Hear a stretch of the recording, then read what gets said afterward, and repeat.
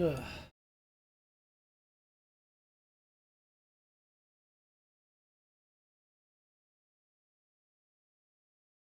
Oh, joint articulation good. Mood good. Sleep mediocre. I think we're in perfect shape to turn on the Twitch stream. Now, where the hell was I? Ah, yes, I think I had just gotten Varia. That sounds correct. Yeah, I think I just beat Crocomire. I got the Varia. This is a really cool palette. Now, where can I go? I guess up.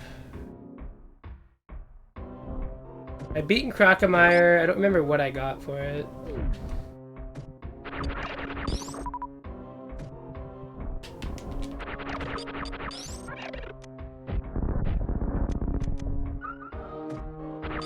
Cool overlay, thank you. I do my best, okay? I think I got Ice Beam, actually.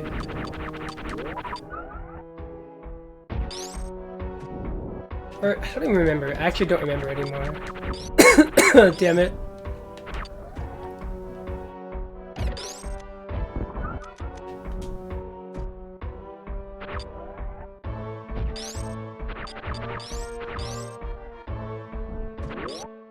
But hey, I got stuff to do as well.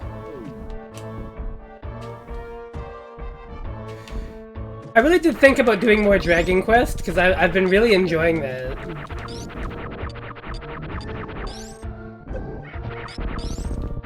But that might be tomorrow. Maybe, because I am hanging out with my buddy Murph tomorrow. It's another Murphigator torture session. And by that I mean very fun times, where Murphigator just makes me play a bunch of stuff.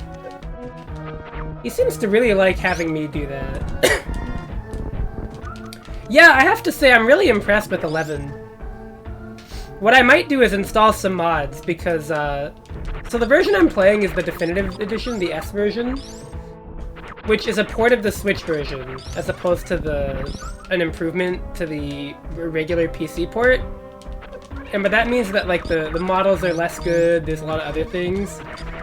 But there's a almost pretty much finished mod pack that upgrades almost everything. There's a couple of things that are missing, but generally speaking, it has a lot done. I was thinking of installing those mods and trying to get that working.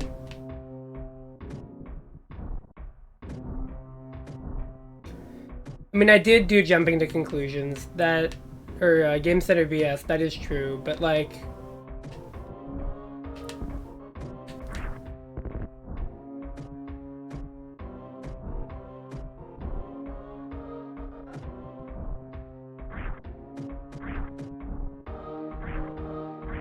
Can I still mockball?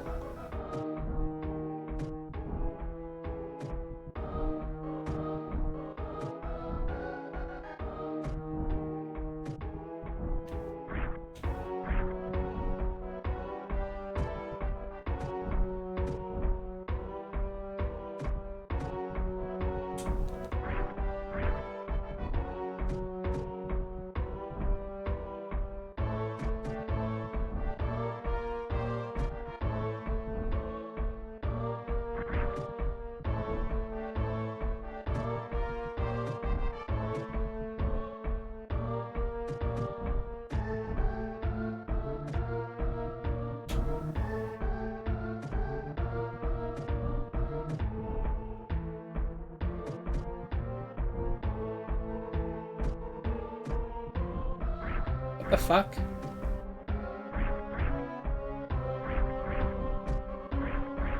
What was that? Is it like a backflip or something? How did I do that?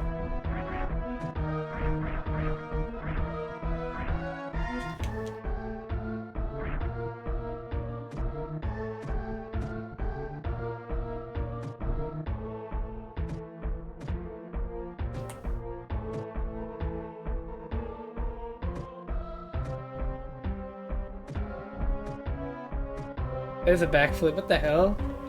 I don't remember that being in the original game.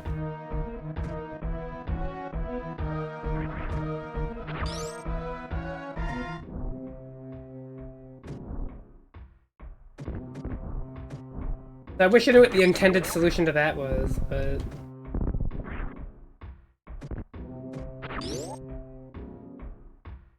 I don't remember how to mock ball. And I also don't know if I could do it there anyways. I guess I could just go straight. Oh.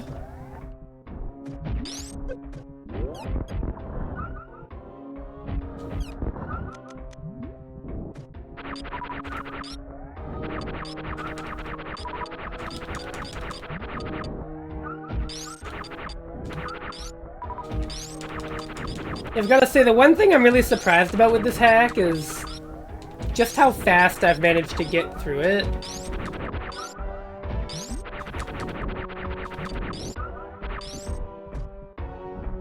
I don't think it's a bad thing, I just don't feel like I've ever been lost like I was in the original Super Metroid quite a bit.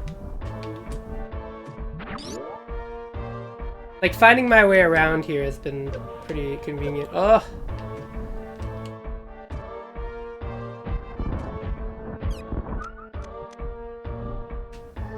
Oh shit. There we go. So, no way there's nothing over here.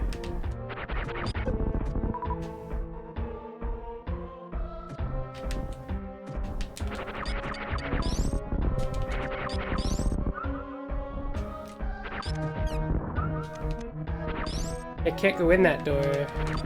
What?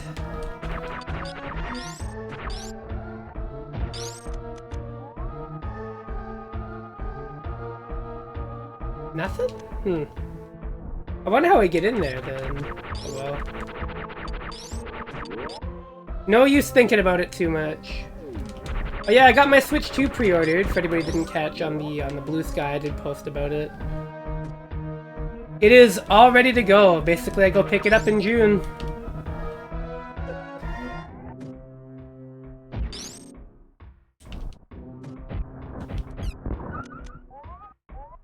I don't know if anybody else here got theirs figured out. Online, it was impossible. I gave up. Best Buy's page just was not doing it for me, and I was just like, you know...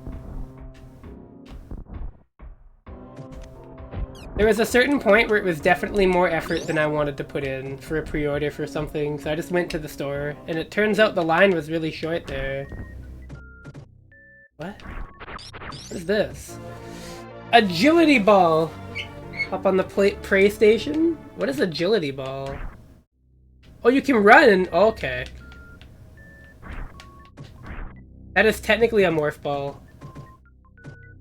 Or a mock ball in some ways. Walmart pre-order? Tight. I figured it would have to be online. Because I don't know if they do in person, do they? Doesn't seem right. Oh, what's in here? Oh. Stuff? There's a guy. Walmart site was the most stable site. Yeah, I know Best Buy just got cooked. There was just no saving that one. For me, at least in Canada, it was over. And I even got on there literally at 9 a.m. sharp. Which is right when they opened up the pre-orders. And it was like, yeah, no, you're not.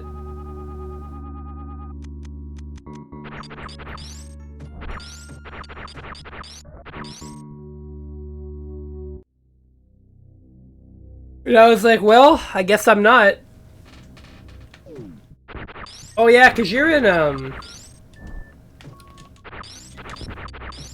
in Central, so you got kind of cooked by the oh.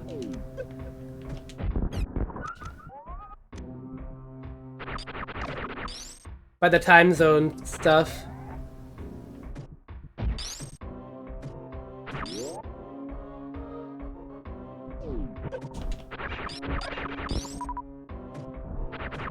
They're delivering it to your home? What the fuck?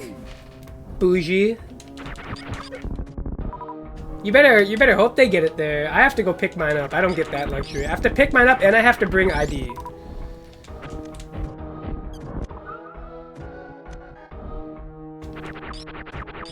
I need photo ID and everything.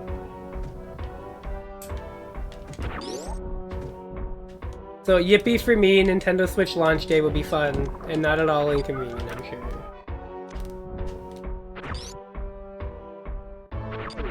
But yeah, I was really tempted to hop on Dragon Quest again, but I'm like, I should finish this. I want to play this.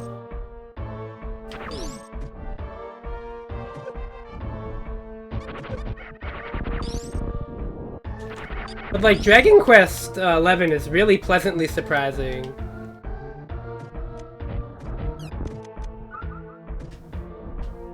I mean, it's not like I thought I would hate it or something, but I definitely like it a lot more than I thought I would. So I'm happy about my Switch 2. Just don't tell me to look at the receipt. I might cry. Yeah.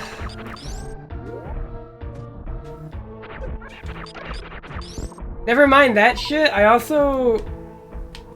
also very sad about Super Robot Wars, not because I'm like not looking forward to the game, because I am. I'm sad because to get the digital like the music pack that I want, you know, the anime openings and everything, because that's how it should be. I have to get the Ultimate Edition, and that is really expensive. So once again, everything I'm buying for video games is like costly as shit.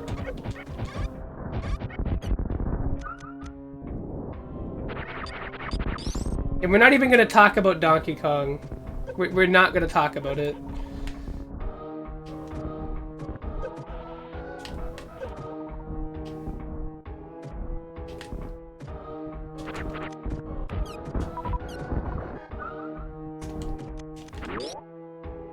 So, more or less, I'm just like gonna be really sad that month in terms of money.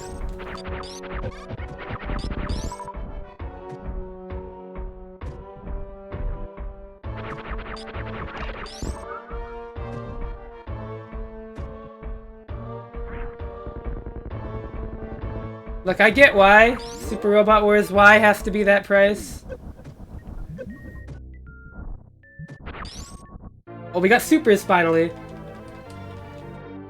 Like, look, I get it. Far be it from me.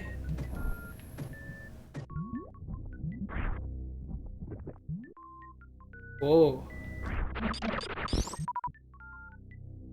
Far be it from me to be like, oh, I don't understand why all this licensed anime opening music isn't free. But like, man, if I'm not sad about the price I have to pay. Like, dog. Over $100? Come on. Come on, man. I'm a little sad. It's mostly because I got Super Robot Wars 30 on sale for like half off. So I paid like $60 for all that shit. I was like, yeah, that's great. Now I'm buying a new one and it's like real game money. I'm like, man, dude, oh. Oh, they use 10 missiles instead of having their own. Okay. So super missiles are tied to my missile total. That's interesting. That is a weird mechanic, but I can appreciate that.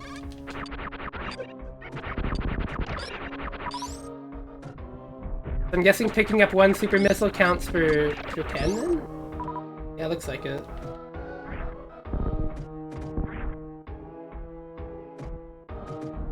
But yeah, I get it though. I'm just sad. Granted, again, the odds of me buying many games between now and then is pretty low.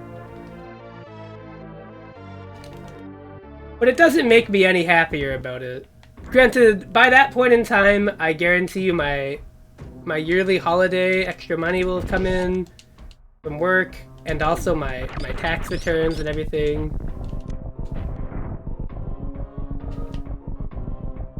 So like, despite the Super Robot Wars Y price situation being kind of bleak, just because I have to buy the Ultimate Edition because I'm a hoe.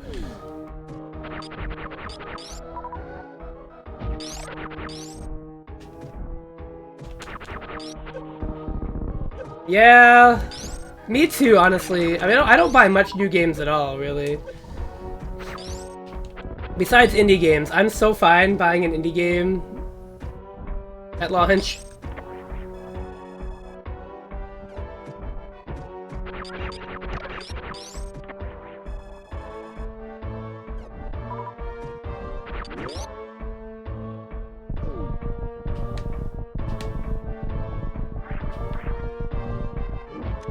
But like, I get insane FOMO. Oh, also, I found supers, Biker, and guess what? They work really weird in this game, but it's kind of neat. They use 10 missiles instead, and picking up a super gives you, I think, 10. So they're not their own pickup. I think that's kind of interesting. I do think that means that there's, like, they have to hide less crap in the map, I suppose. Also, I got the agility ball, which lets me run during the morph ball and jump. Which is pretty neat. So we have, like, mock ball on demand. Yeah, they let me,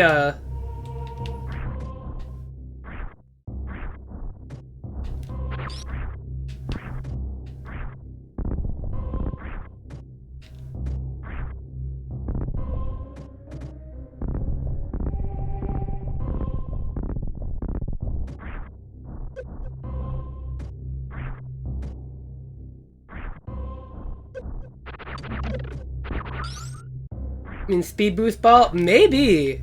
I actually don't know. I don't have the speed booster yet. Theoretically, it might be possible, which would be some insane shit. That's basically just Sonic the Hedgehog. Oh yeah, I found out that the chat overlay that I have has a Super Metroid option. So I was like, well, I better click that. Chat game fontificator is like the greatest thing ever.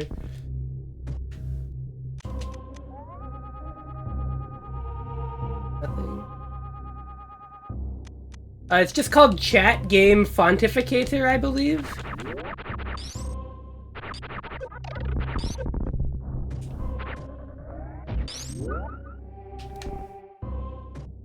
As far as I know, it's open source, and the person hasn't worked on it in a while, but its last release is in a pretty good state, I would say, considering I use it. Oh god. Either or. Most people go with T5 because it's easier. I speculate they also think it sounds a little cooler to say T5, which they might be right, but I cannot confirm nor deny this.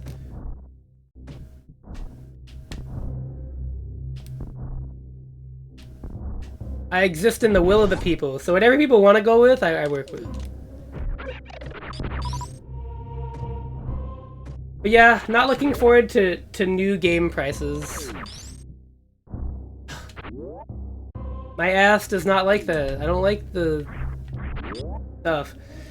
But I can only think of like a couple games that I'm getting.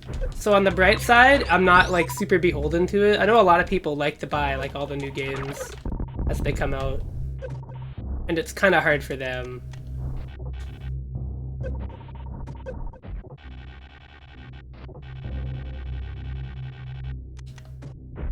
Like, that's not me, but I could understand. There's a world where it could be me. There's a world where it might be me if I get a better job this year. Then I'll buy shit more.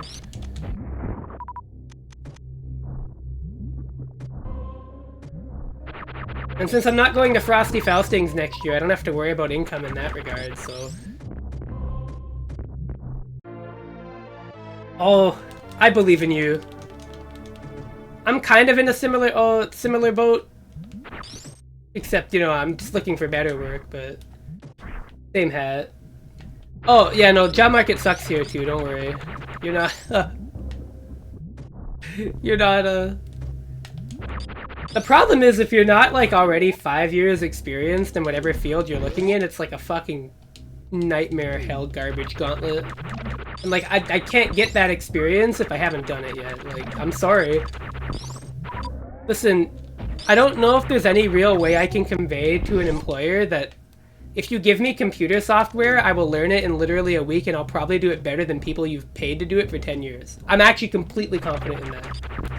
I am 100%, like, 500% positive if you put me on a computer and told me what to do, you would maybe need to do that 2 more times tops and I would figure it out better than you know. Maybe not better than an expert, but better than a lot of people. That is a skill set I am confident that I have. Not like born of ego. I don't think like, oh, I'm a better person than anybody. But I am very confident in my own ability to learn very quickly in that regard. And it's like such a nightmare trying to find anything that'll train me. That's me with the forklift. Let's fucking go. I've heard forklift operation is actually very fun. I can't say it is or isn't, but it's mind-numbing. I guess if you've done it for a long enough time, it becomes kind of boring. But I mean, the novelty at first, I was told, was really fun. Like, I had a friend that used to drive a forklift at his job, and he said he used to love doing it because when he was first learning it and doing it, it felt pretty cool. And then you do it long enough, and it's just like, what the fuck am I doing?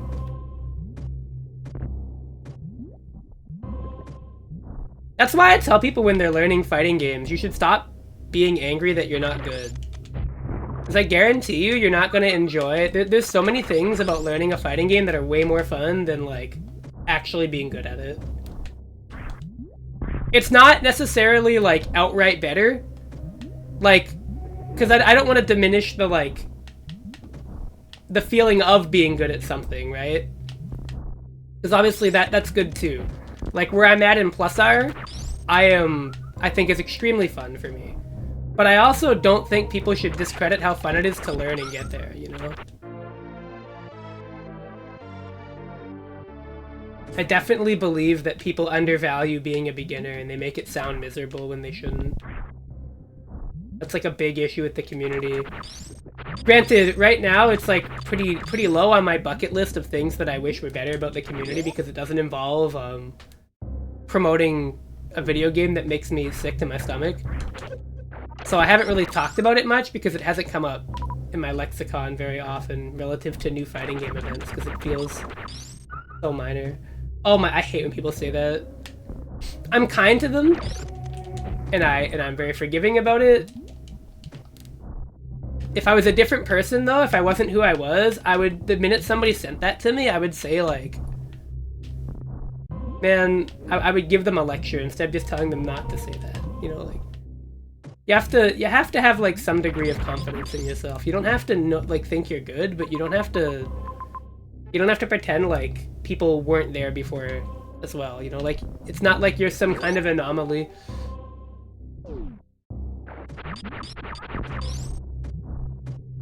Nobody learns the same way. Nobody learns at the same rate.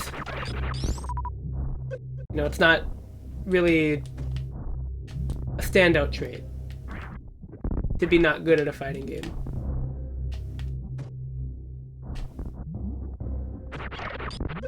And sometimes even I'm too hard on myself. So when I tell this to other people, I don't mean to act like I'm not guilty of it, but I think I've gotten better at not saying that.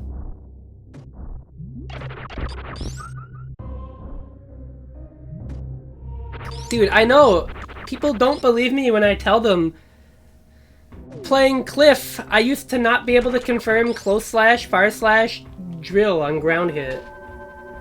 Like, that is the most baby shit ever, and I would still struggle confirming that when I found a hit with close slash. But like, no, there's no way. And I'm like, yeah, if you look at my old replays, you're gonna see me do you're gonna see me do a lot of what I do now in concept, and then you're gonna see me get a hit in one of those old replays, and you're gonna see it be just like a fucking clown fiesta joke. I do not convert at all, and it's not even like I do a baby conversion. It's just bad. It's not even like an ideal beginner B&B. But like, I had the right idea when I was starting out. I just wasn't executing, I didn't have the knowledge. So that's why I tell people, you know, like, you look at where I'm at, and that's the result of having the time and the knowledge. It's not a result of me just being born to be better at fighting games than you. That is just, like, the time I've put in. I don't know. Very complicated conversation, but it definitely does not take up a lot of my time right now because of other pressing issues in the fighting game community that I've been trying to bring attention to in the hopes that somebody with a more influential voice than me that follows me will boost that and hopefully get it out there. And it's kind of working, so hey, I mean, maybe something good will happen, but I doubt it.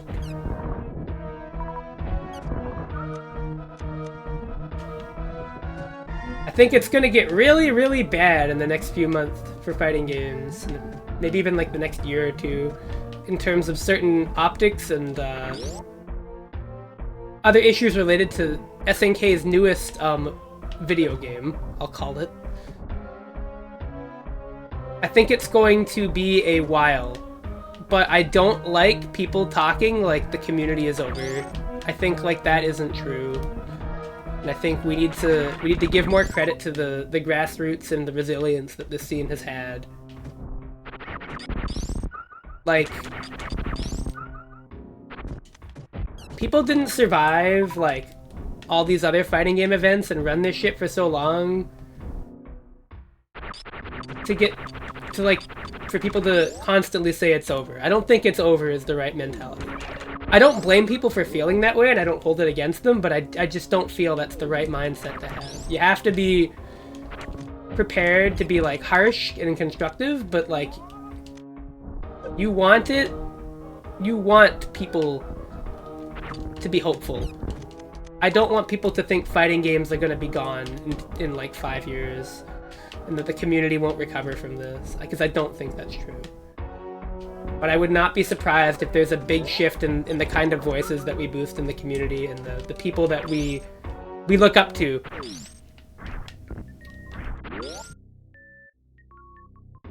Like, I would not be surprised. I'm like intensely disappointed with, I don't like using the term content creator because I feel like it's a bit reductive, but I'm really disappointed in a lot of the content sphere of fighting games right now.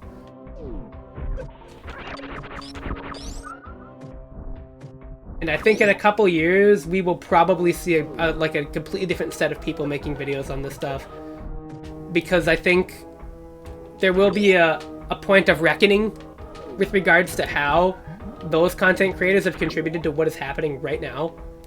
Not because it's their fault, but because, like, in not educating people on it,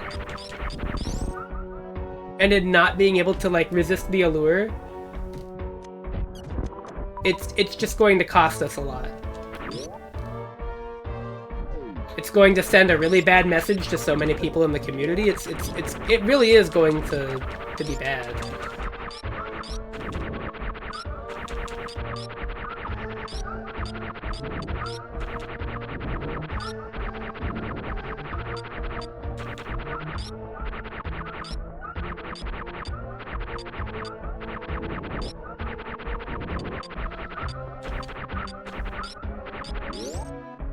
Because, like, it's just so frustrating they're not willing to forsake a little bit of the bag. Like, not even just a little. I'm not asking you to, like... Well, okay. I would actually like people to stop making videos on City of the Wolves. But if you're gonna have to make videos on it and you feel you are completely obligated to, at least tell people why people are upset. Don't, like, just ignore it. Like, don't pretend it's not, like, a real concern that people have. With regards to one of the guest characters. Like, don't... Ronaldo. Literally. Like, don't pretend that people's concerns about him being in the game are, like... just people being upset that it's a real person. That's not what it is. That's how people feel about the DJ guy, in a lot of ways.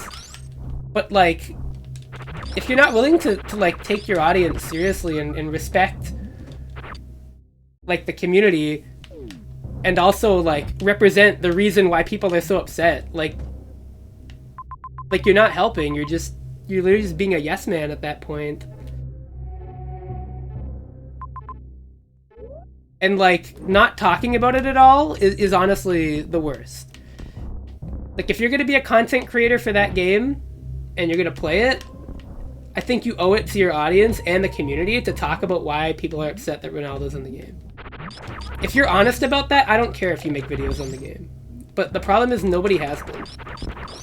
If at least one of them actually straight up talked about it, and didn't try to just ignore that that's, like, the reason why people are concerned, I wouldn't care. They could make as many City of the Wolves videos as they wanted. But, like, nobody is. Like, that's just... nobody's taking it seriously, it feels. And it's like... all this is doing is sending a really bad message to people in the community. It's like that one article I read said, like, that Ronaldo is the kind of person that the community has been working hard to not allow in anymore. It's like, how does it look when that is in the game and people are just, like, not giving it the attention it should have?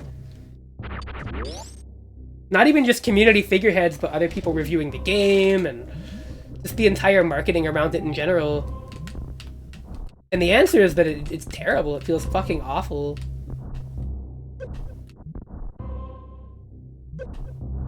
And, like, frankly, I don't really care about anybody else's arguments about him not being convicted. Motherfucker is the most profitable athlete in the world and did not think that his lawyers could defend him in court. I don't know what other admission of guilt you could possibly ask for. There is no lawyer too expensive for Cristiano Ronaldo to hire and have represent him in court. And the fact that he took a settlement with a non-disclosure agreement tells me that he was not confident in court at all. Like, if that isn't an admission of guilt, I don't know what is. Because that's the thing, if this was a story about him being accused of it and then he didn't get convicted because he went to court and they found him not guilty, it would definitely be pretty awkward. But I would at least have, like, some imperative to go, yeah, whatever. You know, I would actually have to look into it and really research the case and look at the documents to come to my own conclusion. But the fact that it was a non-disclosure agreement settlement that was just paid out tells me that, like, what, like, legal defense did he have? And no confidence in court at all with the money that he had. Which is, like, long and short, like, nearly infinite. Probably worth more than I could ever conceive in my life. And he still didn't think, like, I can go to court and win? Like, no, I don't fucking believe for a second he didn't do it. Like, fucking talk about it. Take it seriously, because it's a serious fucking problem. You know? Nada. That's what's disappointing to me. That's gonna be the problem, too. People like to say it's the Saudi Arabia money. I mean, it is tied to that. But, like, that is also emblematic of a completely separate issue that is also happening to sports and other esports. It's not just exclusive to fighting games, and that will be something that the world will come to reckon with alongside us. But, like, my disappointment is 100% related to Ronaldo in this case. And how people are talking about it. Or aren't, rather. But you're good. And so, that's where I stand on that matter, and that's why I'm really worried about the future of the scene, because it's like, this is gonna do a lot of damage to trust. I know people probably would not ask TOs not to run the game. I don't think they're gonna be in the line of fire, the TOs in this situation, because like, you can't not run the game. That is just like not feasible. Because with how like the promotion has gone up until that point, because Ronaldo was not announced until very late, like very near the game's release date. With how everything had been going and all the momentum for all the events and everything, you can't back out from that now. You can't back out from running the game at your tournament. Especially not if you're running a big major. Like, I do not hold that against anybody or any TOs. To that extent. But if you're running like a small regional or a local, you could definitely abstain. You could speak out about it, and I just don't feel like there's been enough of it. And I think even if the TOs are not like the people that I would consider at the most fault, I think no matter what, the way the community at large is handling this is going to sever a lot of the trust people have in it. And that is a serious problem. That is a very, very serious issue. And I'm aware that I'm saying all of this, and maybe none of this will happen. Like, cause the idea that I'm saying all this to be right, I think is not true. I don't want to be right, but I just feel the community will struggle with this. I believe that that will happen.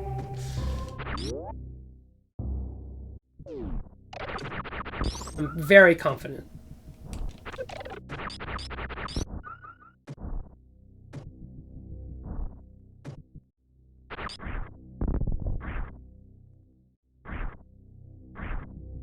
It's a serious thing too, and I low-key like hate talking about it over and over again, but it keeps coming up because I keep talking about it on Blue Sky, and also because it's like a recurring relevant issue. So I can't just like I can't fucking mind wipe it.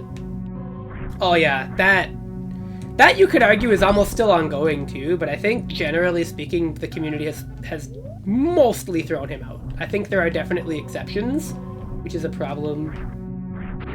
But the fact that people were even hesitant, the Evo shit was really bad. There's no getting around it. I think, like, of all of the TOs that actually allowed it, I do know for a fact that the Evo was by far the most egregious.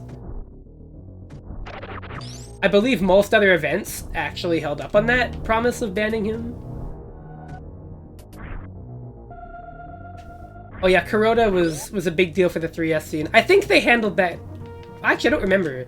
He was banned instantly, was he not? He might not have been. I don't recall. I know that was a controversy that happened, though, that he was responsible for that.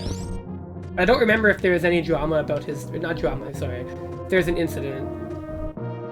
But from what I remember, they had handled that correctly. They were pretty swift. But I don't remember if they ever let him play again. Which might be the problem. Because I just think that, like, it's fair to say that not everybody that gets banned should be banned forever. But also, like, you have to look at what it is that's what caused it, what it was, and, like, is there, like, a meaningful grounds to remove that or rescind that?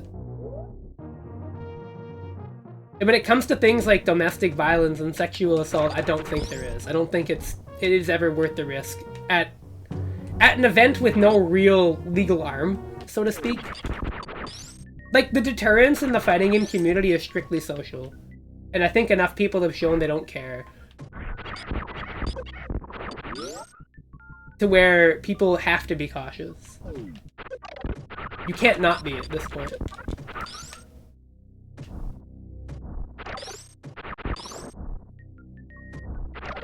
Whereas, like, if somebody got banned from, like, I don't know, a sports event or something, like, extremely popular, if they got let in again, there's a chance there's, like, nepotism or some other nasty shit at play.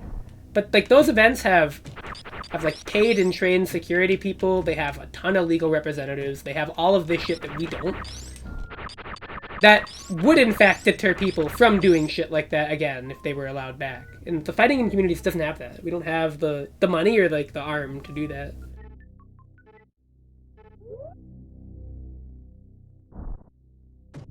And so... If somebody gets banned for like saying some dumb shit online or offline, and then they're unbanned in like 2 or 3 years or however long that the TOs and everybody else decides they should be banned for it, I'm like super cool with that. But like the infiltration situation and the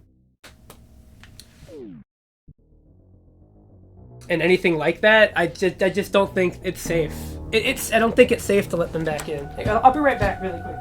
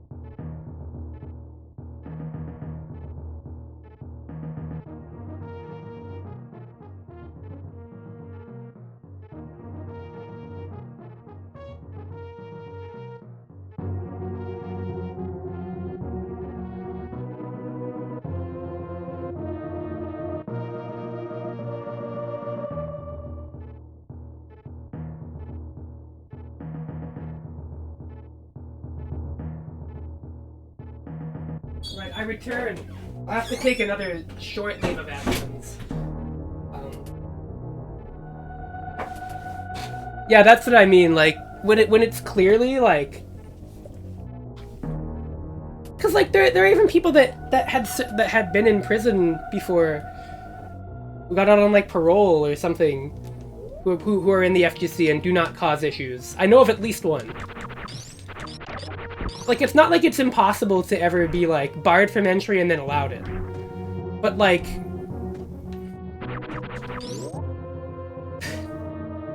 But, like, there's a line, right? There's a fine line. And I just think that... that soccer man Ronaldo feels really, really indicative of, like... This should be, like, the line for people, because it's promoting... in a lot of ways, something we've been trying so hard to not deal with as a community. Maybe not 100% collectively, because I know obviously there are people that just seem to be, like, willfully ignorant to this. But I would say, like, as a whole, the community feels like it's been trying to move away from that kind of shit. And this is such a big obstacle that feels like it's going to represent a fundamental shift in shit to come. And it will just be bad. It's just going to be really bad. On top of the esports World Cup shit, which is a separate but also problematic situation that I feel like almost no need to explain. That one I think is obvious. And it's just because of just the people that populate the fighting game community. Not to say that it's not an issue in other communities that get involved in this, but especially the FGC. Like, how many of our players are, like, completely fucking unsafe in the midst of this shit? And the answer is, like, tons. Just, like, I'm fucking almost unprecedented amount of people. Ugh, it's fucked up. It's fucked up and annoying, and I'm sure it will be very, very difficult in the next couple years. But, to not be such a downer, I think the community will be fine. It will not be fun. It will be fine and not fun. How's that for some wording? I think it will live. It will just be like a very turbulent and difficult stage. And it will definitely test the integrity of so many, and it will probably strain a lot of relationships. And that's fine. That's just the reality of a growing community. There will always be new people coming in to fill out the roster, you know, fill out the spots. That's just how it is. So, you know, I'm not worried. I think the community will build itself back from whatever damage happens. It's just what it looks like when it's built back will be a little different.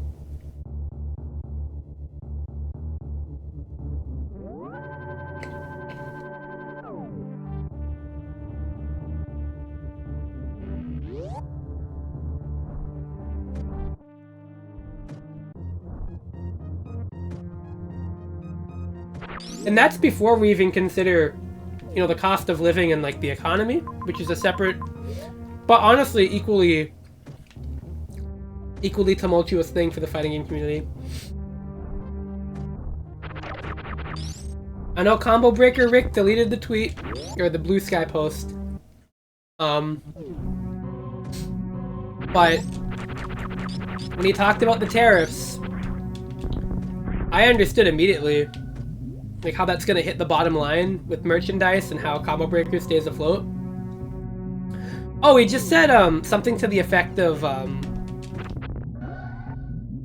it really sucks that Combo Breaker is gonna get choked out by tariffs. Because he was anticipating that the China tariffs would have a huge impact on, like, their merchandising.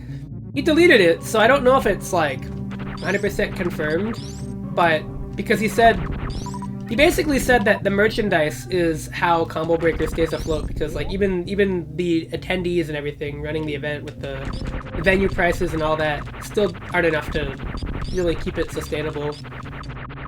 I don't imagine from that alone they break even ever. So what he had said is that, like, this is gonna choke out the event. That's, like, the potential to, like, kill it, because if we can't produce our merch affordably, not even cheap, like, just affordably, like, how do we sell this shit and make the money back to run it? And it's like, yeah, I don't know. I don't know, dude. The answer to that is, ugh. And so I'm at this point now where I'm like, where haven't I not gone on the map yet? Maybe I'll check out Brinstar again. Yeah, I would never ask anybody to disclose, like, the profit margins, because I believe that does not need to be information that I have. I simply trust him. Which might be foolish, but he has run this stuff for long enough, and I think he has earned the goodwill for me to believe him whenever he says anything about the cost of the event. Even when I look at CB Reg prices and I go, damn, that is a premium, I have never heard anybody disappointed with Combo Breaker cumulatively. I have heard people go, this year maybe wasn't as good as the last year, but the overall quality of the event has consistently always been, like, top-notch. People go, like, this is the best fighting game event, period. This is the one you need to go to. And so, like, when it comes to things like that, when it comes to tabulating the cost and, you know, all that, I completely fucking believe him and trust him with my life.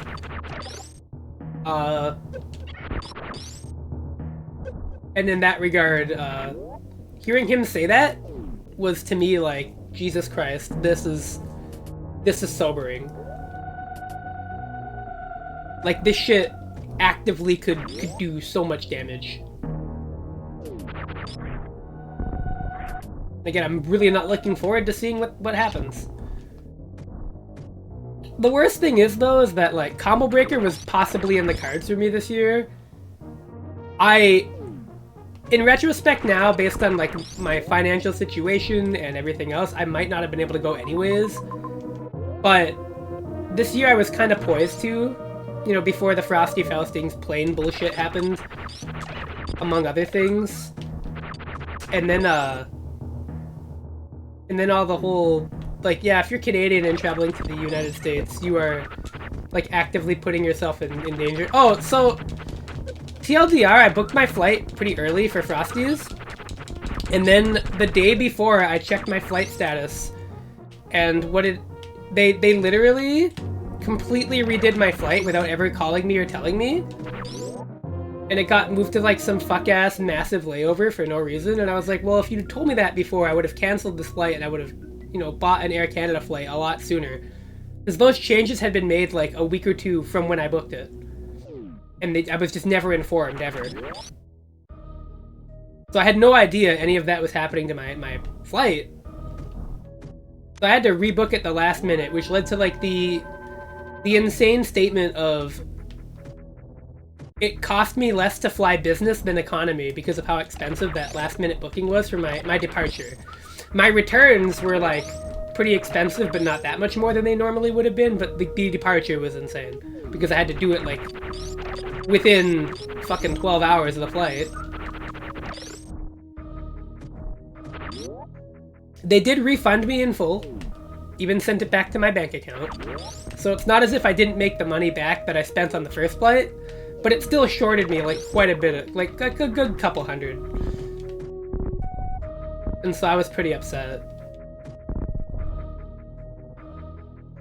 Like, I think Combo Breaker I would have been able to swing. It would have definitely hit the wallet pretty hard, but I would have been able to swing it. But then what happened after I was ready to swing it was fucking... The United States government has basically made it a fucking safety risk for me to go to the States.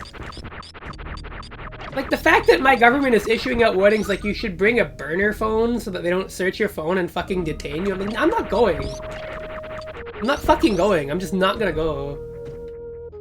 Like, at that point, it's not worth it. I live in a border city, too. So, like, I have very little reason to go across the border now and do anything, even though I live in a fucking city. Oh, I'm safe. I mean, I'm fine. Although, in some ways I'm not, because if the US ever decides to fucking forcefully annex Canada, they will be on my doorstep.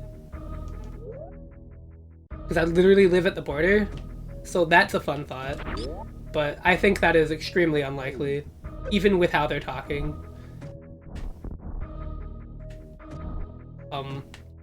But it does impact my ability to go to majors at all.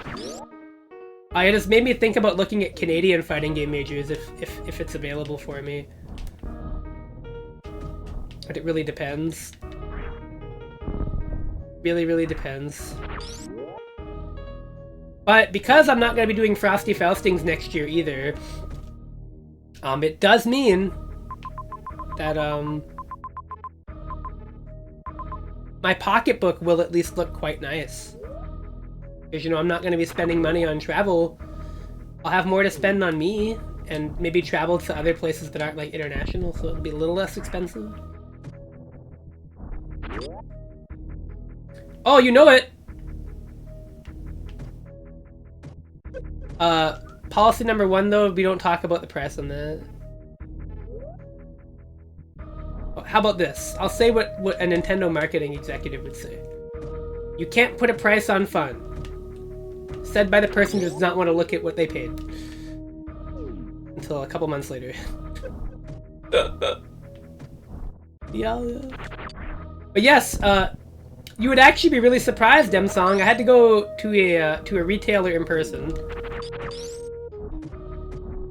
Because the Best Buy website was just completely crashed. It just went. It was gone this morning in Canada. So I said, well, fucking, if I can't do that,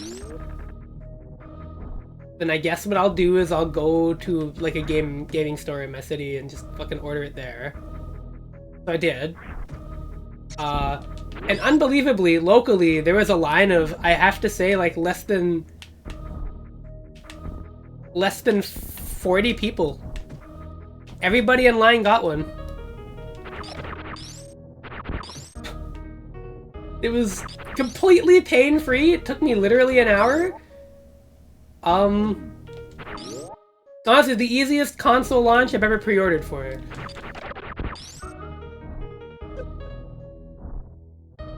Genuinely, some of the easiest shit, it was just like that.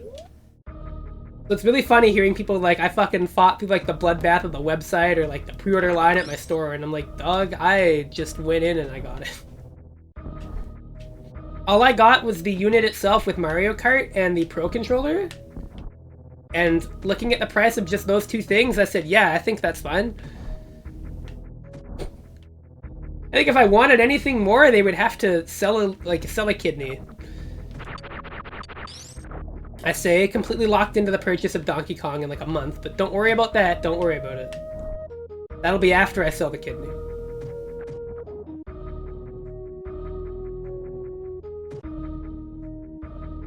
I say this about the pricing, and it's like, oh, you're buying it anyways.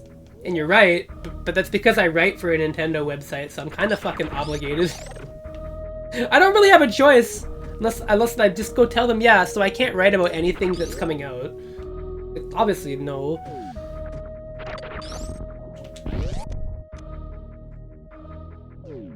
Like, there's a good chance I was gonna get it anyways, and just, like, wince and cry a lot, but since I do write for one, I'm like, yeah, I kind of have to have the game to talk about it. I can't just not. It wouldn't look very good, would it?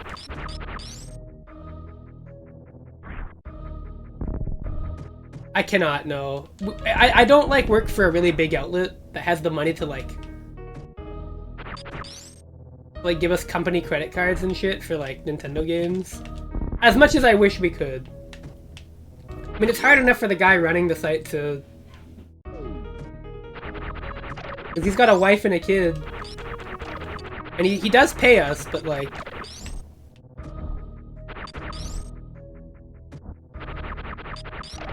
but, like, nah.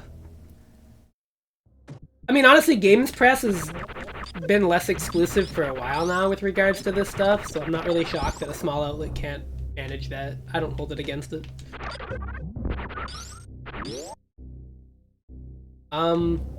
But, yeah. I was like, well, I kind of have to get this because, you know, if I don't, I can't really talk about anything.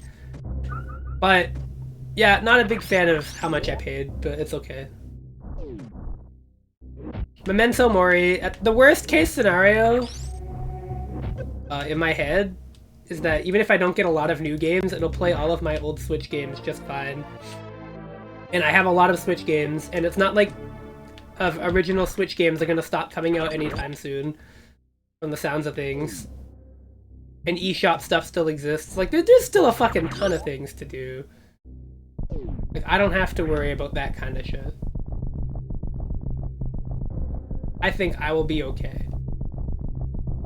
It just means I can't get every new Nintendo game, but here's the good news. I didn't do that anyways. I don't own a single Fire Emblem game for Switch. I don't own all of the new Zelda games. I have Breath of the Wild and Tears of the Kingdom. Like, I already didn't buy every Nintendo game, to be quite honest with people. As much as I joke about, like, Mario Kart sell your liver to the black market, I'm at the point now where it's like, when I think about my spending habits already, it will impact me because it's still just more fucking expensive to buy the game, but it won't be as detrimental as it is to a lot of other people because I just don't buy a lot of new stuff. Like, if you look at what I stream and what I play, a lot of it's old. And then if it's a new game, I usually get it like a year or two on sale down the line. Like, that's how I got Dragon Quest. I didn't pay full for it. Granted, now that I've played it, I would pay the extra 30 again, out of honor, but I got it on sale, so it's whatever. But, like, I don't generally buy games new.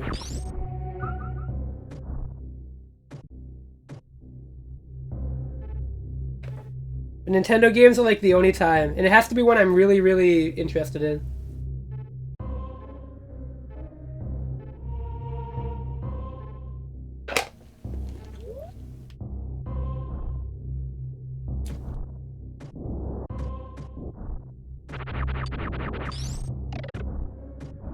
I don't even think that's true nowadays, M-Song.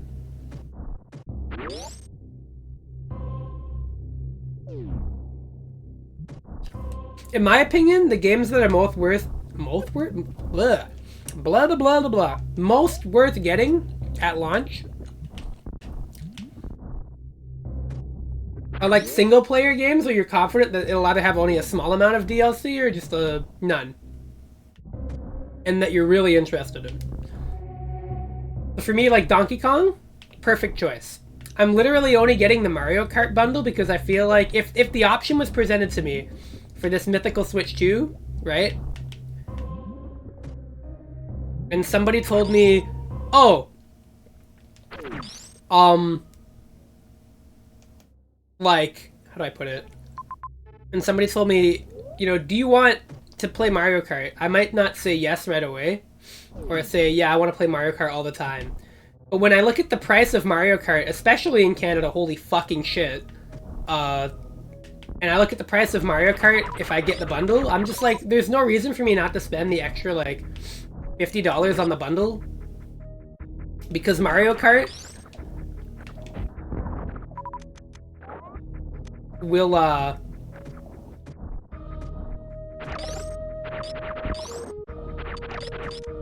put it, Mario Kart will, like, be, like, $30 or $40 less in the bundle. Period. Like, there's just... So even if I don't play the game, like, an excessive amount, like, it just makes more sense to get it like that. That's true, M-Song. I do empathize with that understanding of it.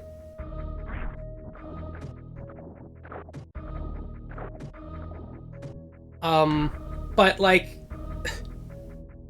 I also think fighting games are some of, like, the worst price to stuff ratio of any modern game. And I think this has been talked about to death, but I think fighting games are, by and large, kind of a sham economy right now. In terms of, like, modern fighting games. Not, like, every one of them, and not indie games or whatever, but, like, obviously the big ones that people talk about all the time, I feel like are just completely fucking ridiculous on price. Until you buy them, like, much later. Like, Iron Saga Versus costing the price that it did, I was genuinely surprised. And it's still gonna have DLC, but it's only gonna have, like, 2 characters worth of it. So at most, that is maybe, like, $15 more. On a game that was already, like, probably, like, 10 or 20 bucks cheaper than I feel it probably should have been. Given the quality of everything in it. But, you know, hey, if they're willing to sell it for that, I'm willing to buy it for that. But...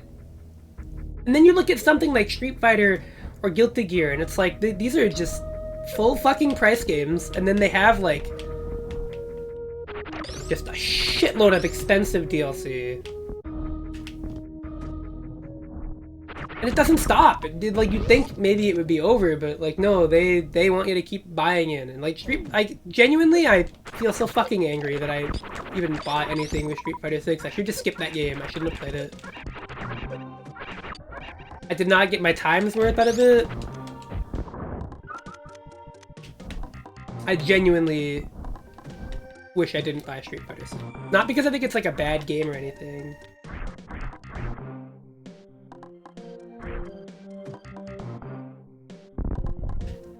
But because, like, it's just not a fighting game I like a lot. And the thing about fighting games is if you buy a fighting game and you don't like it, it's such a fucking waste of money. That's why, like, to me, a fighting game is, like, one of the worst things to get at launch in terms of, like, value. But it's also unfortunate because that's, like, one of the only times a fighting game is, like, really bumping. It's like, this fucking blows.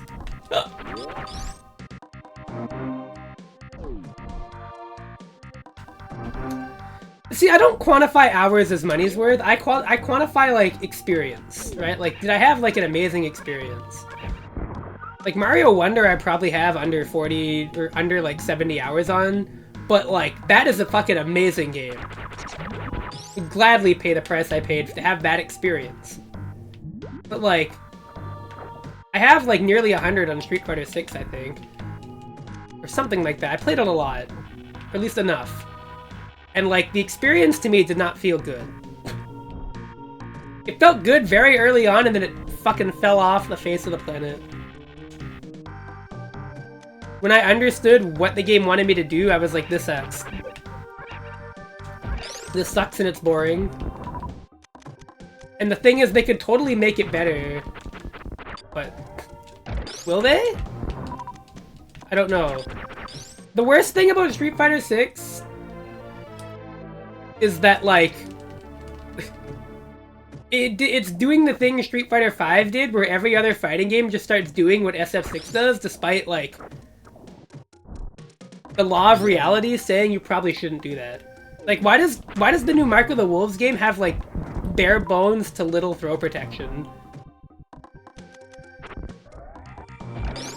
In, like, a franchise that is known for not letting you just get, like, free baby tick throws. Even, like, Iron Saga Versus is a little subject to this.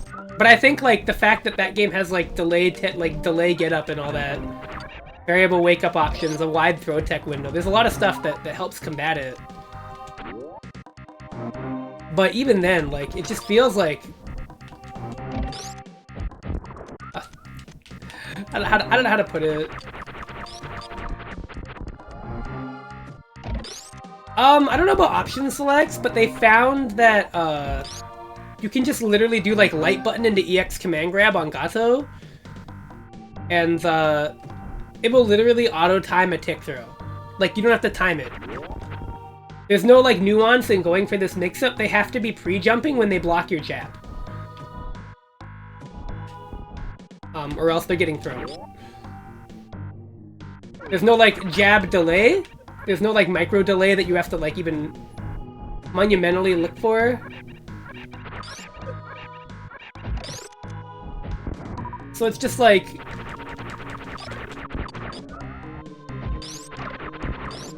I mean, the other thing they found in Garou was fucking infinites. More than one.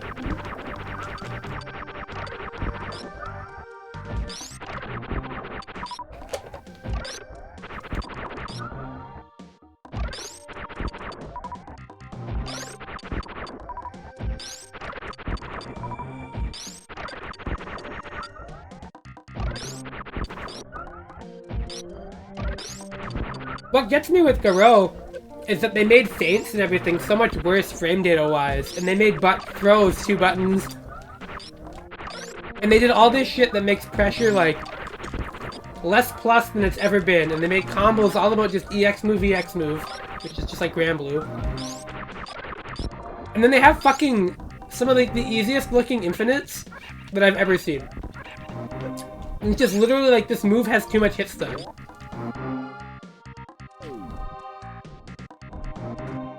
It's not even like a juggle glitch or some fucking arcane shit. It's just like the same move over and over again. I'm just like... how? You completely, like, deboned all of the frame advantage and, like, cool feint mechanic pressure in your game, and then simultaneously added, like, some of the most, like, goo goo gaga stupid-ass infinites I've ever seen. I don't understand.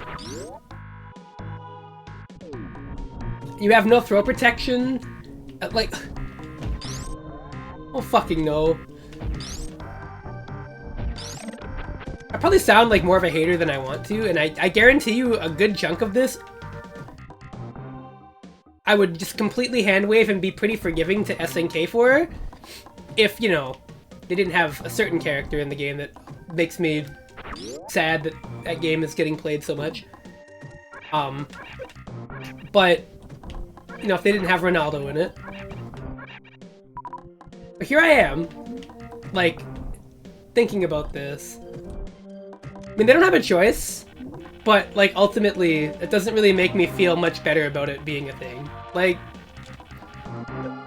there's nothing else we can do. We have no fucking way of saying, oh, well, SNK, you gotta not have them in the game, but, like, they can't defy it.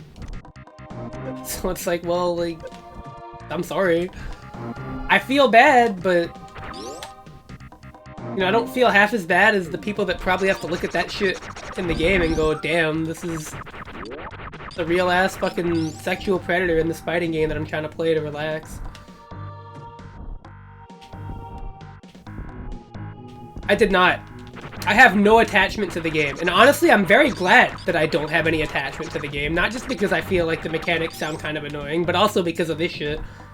I feel like I would have been a lot more heartbroken if I really got into it, and then, like, I found out that, like, there's, like, a fucking significant moral quandary with me playing it.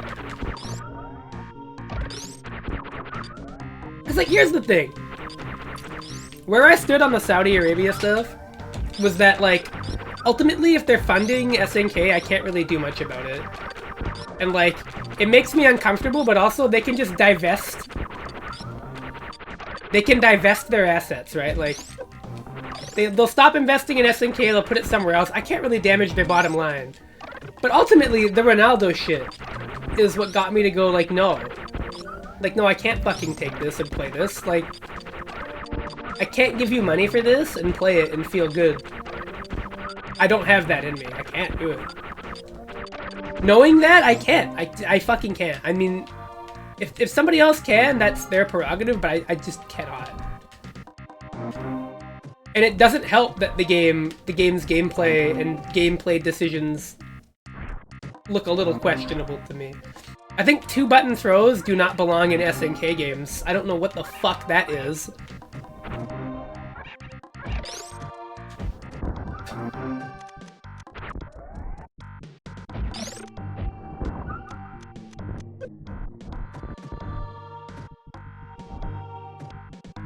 Yeah, I mean, like, there's so many other alternatives to that Ronaldo promotion beyond him being a playable character that it's just... It's sad. That's what it is. It's just depressing.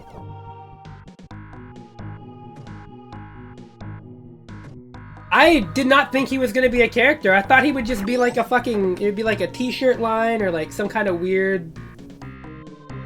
like, promotional thing.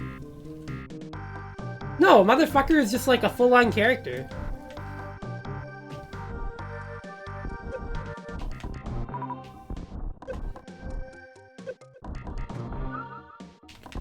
Ganachi, I'm still whatever on. He's funny, but also... just fucking put Duck King in the game. It's a character people would actually ask for. I'm sorry. Like, you got Billy Kane, you got all these other returning Fatal Fury characters, and it's just like... all I can think of when I see that guy is Duck King. I mean, they literally do. They teased Ganachi by fucking having, like, the Duck King tweet on their account. You know how excited people got for that? And then it was just, like, some guy that has nothing to do with anything? That fucking blew my mind. I could not believe they did that. I didn't know they did that until somebody told me. I was like, well, people are kind of upset about this guy. Like, I wonder why, beyond the fact that it's just, like, some random guy. And then somebody linked me the fucking tweet where it was just, like, Duck King going, like, hey, man, I got one of my homies coming through. Or not homies, it was just like, I got a buddy of mine, a student. Or something like that. Who's gonna be joining up with the cast or whatever. And it's this fucking guy? The character has nothing to do with Duck King besides the fact that they made this promotional tweet about it? Like, are you kidding me?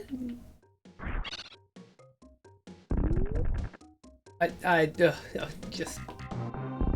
Oh...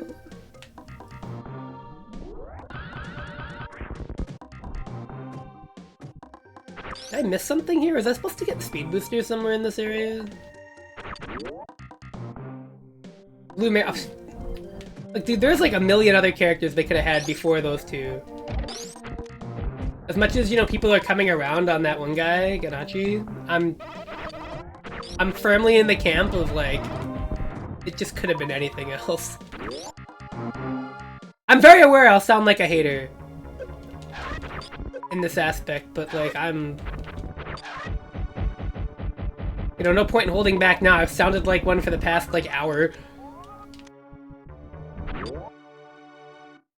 That's where I stand on City of the Wolves.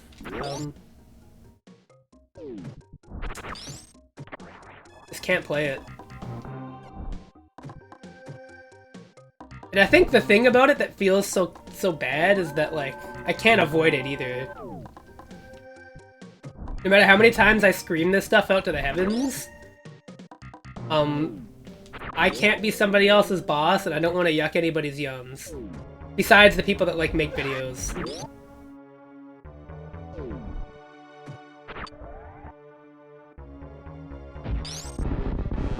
But it's like I can mute the keyword, but, like, there's no degree of me being able to click onto anything and not see, like, a video of the game out.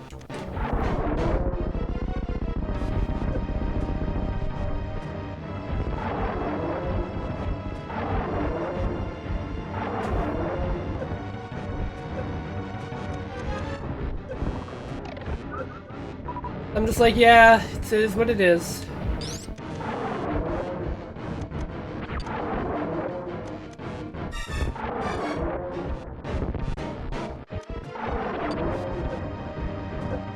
I've got to say, at least this boss is not as fast as Phantoon was. Could you imagine, like, super speed Kraid?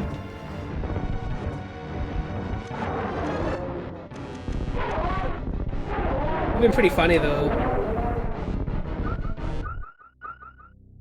That might be the funniest thing about this hack so far. I'm pretty sure Phantoon was the most difficult boss I fought. What?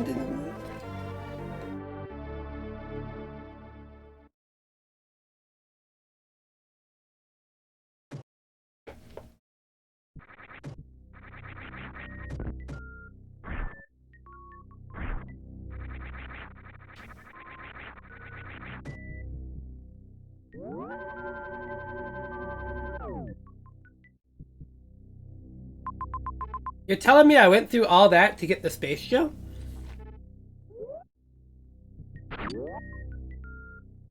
After they just show me how to use the speed booster? What? What? Okay. I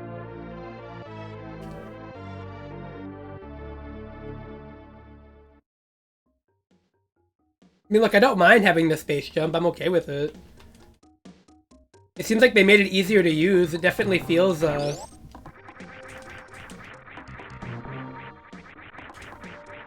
definitely feels easier to pull off. What? Why is that blocked there?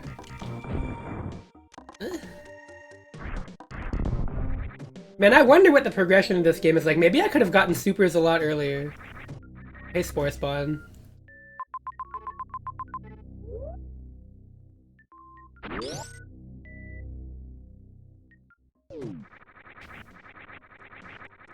What other fighting games news do I have?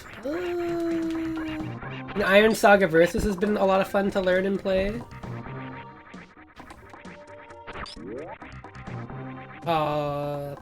Plus R, I love Plus R. Of course I love Plus R. Strive looks like a game. Elena gameplay trailer, oh boy! Will she have healing?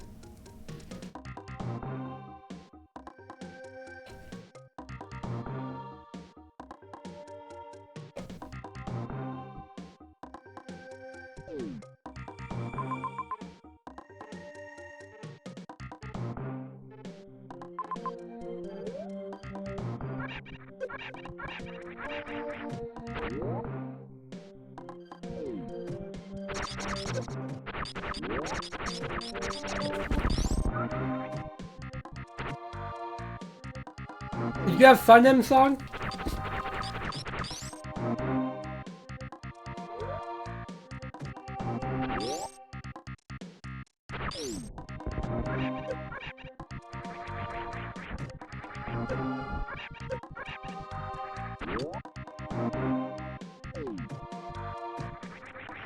First time in like a year and a half?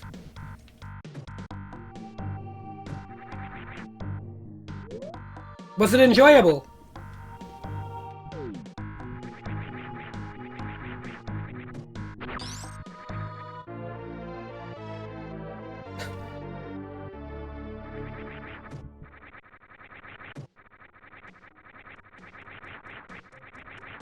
I enjoyed the social aspect of going to the event. Oh, but you didn't like,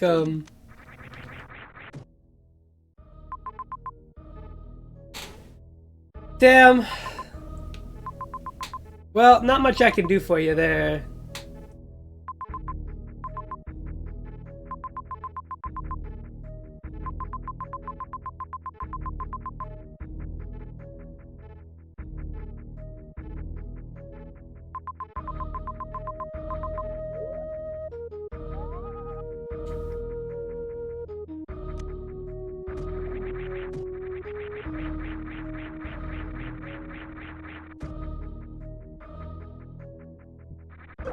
I know Hano did really well in bracket there because you apparently lent him a stick.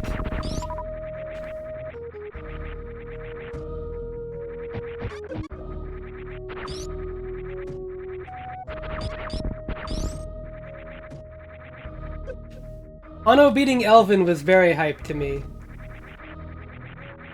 I was very happy. There was something really vindicating about that.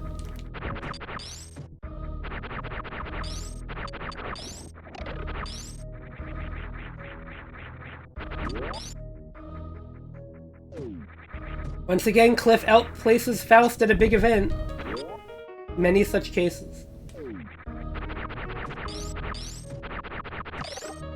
Though, really, the last time that happened was, he's got a very old stick, is the issue. Which is one of those it can't be helped things, because he's got, like, a very old Mad Catz,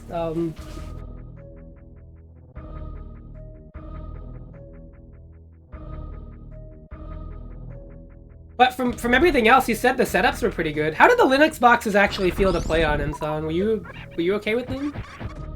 I've only heard good things from people that have played on them. But I could not tell you. Playing on them felt fine. Nice. Good, good. I know they're not going to be the standard at Frosty's. I don't even know why I'm even invested in this conversation. I'm not even going to be able to play. I can't go to the event anyways! But, you know, I like asking anyways. You know, I want the best for the community even if I can't be there.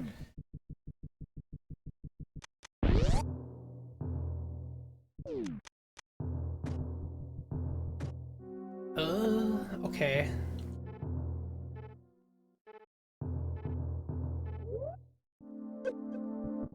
It might be time, everybody. We got the space jump. We might have to go to Meridia.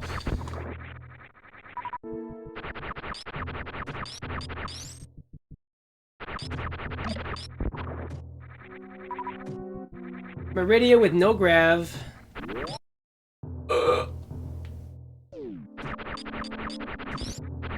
But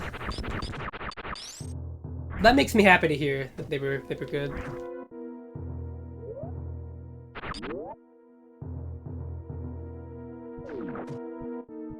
I'm not happy to hear you didn't like super enjoy yourself though. That's a bummer. Well, okay, the social aspect you're fine with, which I guess carried it, right? As it tends to.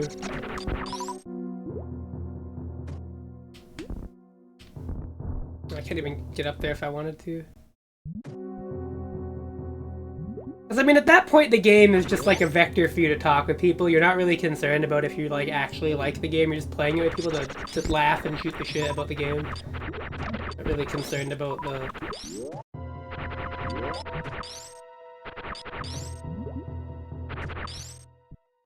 About, do I really like playing this or not? You're just talking and having fun.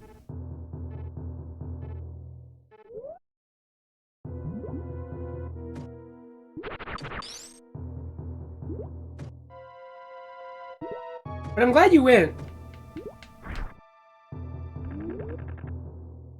Were you watching when Hano fought Elvin? I hope you were.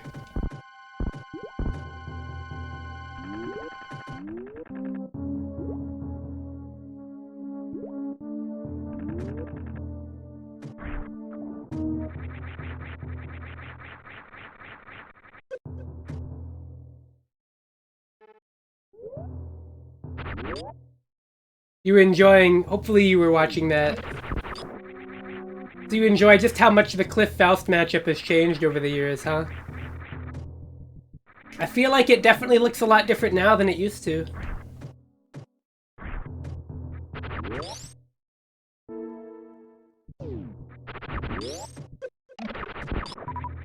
Some Faust players would call that the good old days. Not me, though.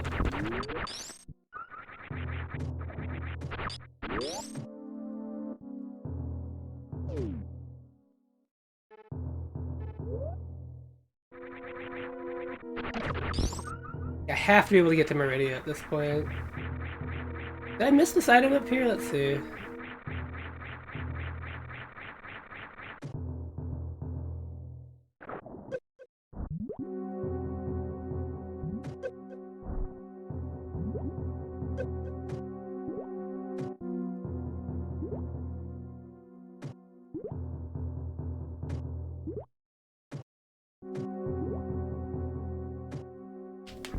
I thought about actually trying to go to Slashback, but again, it was the cost of international travel plus the situation at large with the government made it basically impossible. A very sad thing, to be certain. Because I think I would have had a great time if I had gone. I mean, it is, because it's in a very busy state, and it's West Coast, so no matter what, it's kind of expensive. And, like, all that travel money for, like, a regional feels like a lot for somebody internationally like me.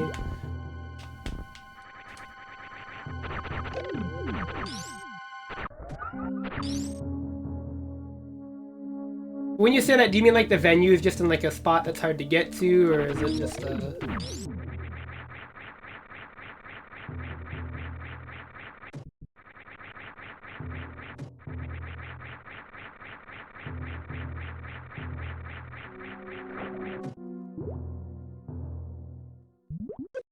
Oh! That's ass! Yeah, one thing I gotta say about Frosties that I've always been remarkably impressed by is that, like, getting to and from the venue while also seeing a bunch of stuff in Chicago is actually really easy. Like, no fucking shit, you can actually do a lot outside of the event itself. And also getting to the event from the airport is not hard and not expensive.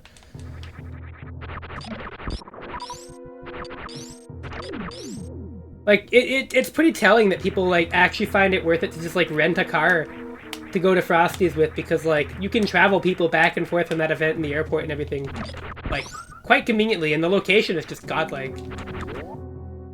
But I'm sure Elvin and co pay fucking top dollar for that venue, given that location. That has to be expensive because of the size of it and also the location. No doubt they put a lot in for that.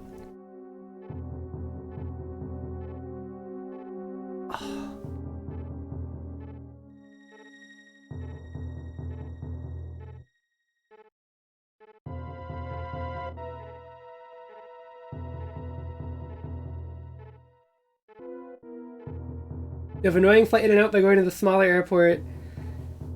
Yeah. And there's no real, like, best option. Whereas with Frosties, it doesn't matter what airport you pick, I think you get a good shake.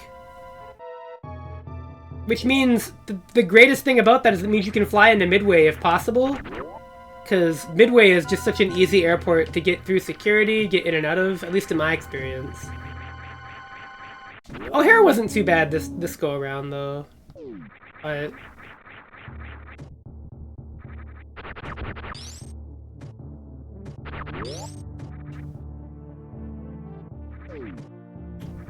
But you know the vibes. You know the vibes. Like, I still think I would have had an easier time in Midway.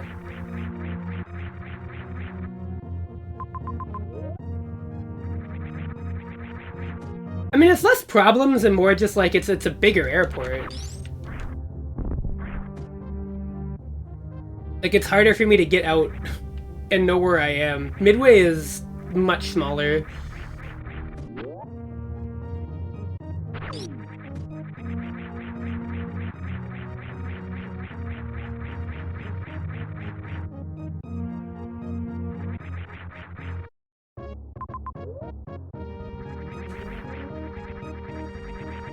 Oh, there's no way there's nothing up here.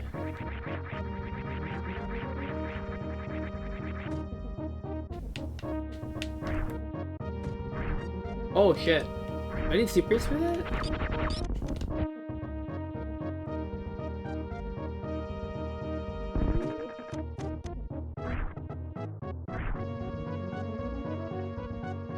Yeah, I feel you. O'Hare was not a bad airport, like I said. I did not have like a bad airport experience in that regard, or at least it wasn't like outright terrible. But I still think I would have preferred to be a Midway. With the primary reason being that like I wouldn't have had to repay for my flights and all that other bullshit. That entire situation with my flight was such crap, dude. And then of course I get COVID and all this other shit on my way home, like... Fucking nightmare year, to be honest.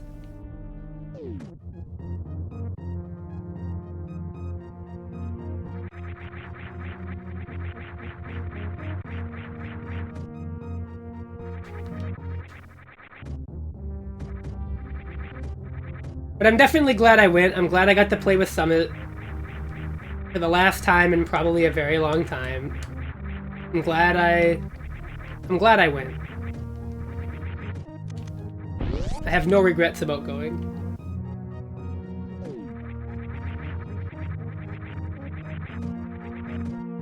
I think the +R community is just some of the most wonderful people I've ever met in my life. And I wouldn't trade that experience for the world. Spazer! Oh my god, Spazer beam. Wait, is that how I break these? Oh shit.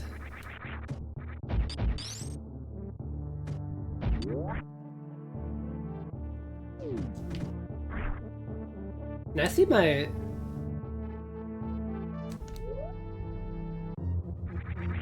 What was the last? It was Plasma, right? It was the last beam? In the original game? Well, that opens up a few areas. I just forget where they were.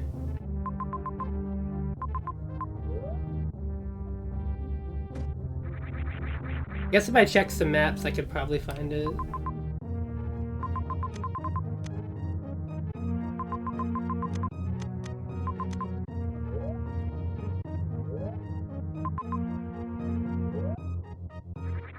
We'll start with Brinstar.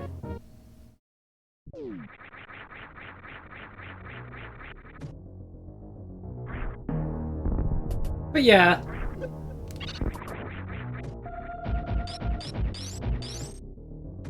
I'm gonna miss events.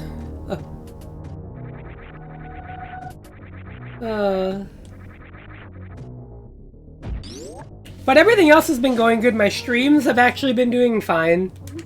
There was a point where I was having... Not that I'm really a big metrics and numbers guy. I'm not really. But there was a point where it was just getting hard to just do it. Because I always felt like I'd have like a really shallow or slow night on top of just like very poor motivation I used to find. But the streaming situation has actually been really good lately. And in general, for the past couple months. So I've been really happy with how my streams have been coming along. My writing is, I'm unbelievably far behind. I'm striving to do better. I really want to get that Ghosts and Goblins article done. On top of like the Go Nintendo stuff, which is the site I write for. I haven't had anything to write because like there hasn't been Nintendo games coming out. Because you know the Switch 2 is on its way. They just haven't been releasing anything, obviously.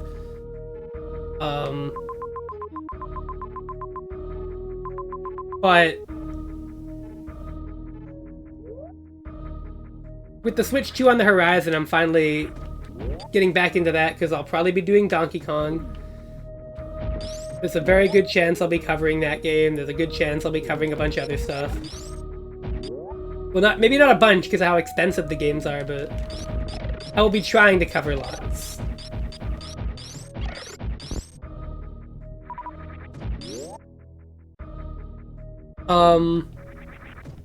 What else? Personal life, I still don't have a better job, which is annoying. Very annoying. Working on it, though.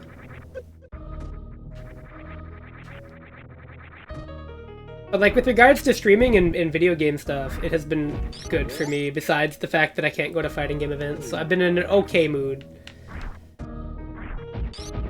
Confessing this, though, I think my mood has been really weird lately because I've been sleeping poorly. And I think I just need to refix my sleep schedule again.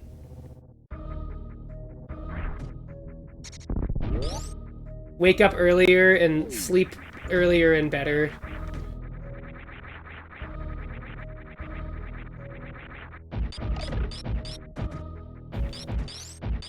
But yeah, there's a good chance tomorrow, so I'll be busy with Murphigator probably most of the evening. I may do a morning stream, which I haven't done a lot of, but I like doing them, and they're reasonably fun for me. I might do like an early, like a mid-morning afternoon stream to kill time until Murph is ready to do stuff with me tomorrow.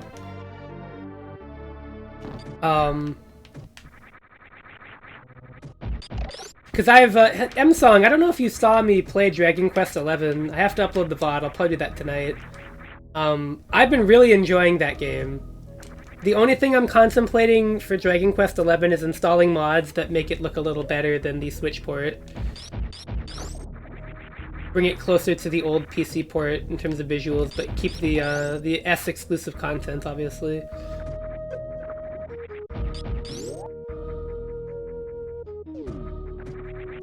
But I've really been enjoying the game. I think it's incredibly good.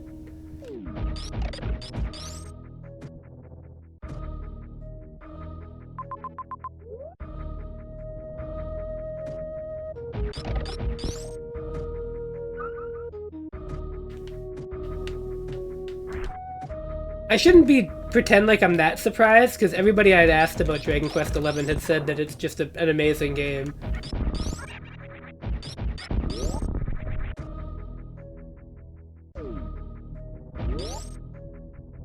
They're just like, yeah, of course it's good. Like, I've only been saying it forever. Like...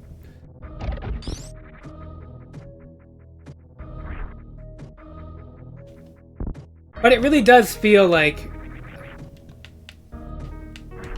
refreshingly modern while not being too modern, you know? I love the way the combat works. I love the look of the game. I love the style of it.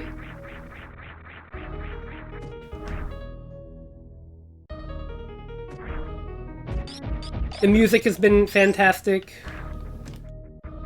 Monster designs are on point. And the pacing has been really phenomenal alongside, like, the balance of the game. It feels like an easier Dragon Quest game, for sure. But it's not, like, easy enough that I'm asleep at the wheel. But it does not feel like Dragon Quest III HD 2D, where it felt a little... That game felt a little excessive to me. That game, I think, was doing too much. To try and be really difficult.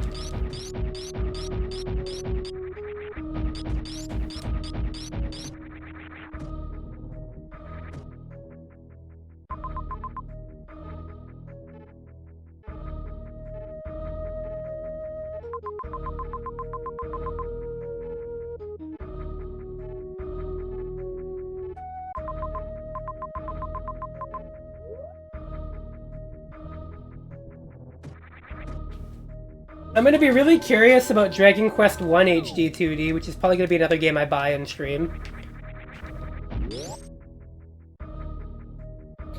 Because, I mean, come on, I've gotta play the HD 2D version.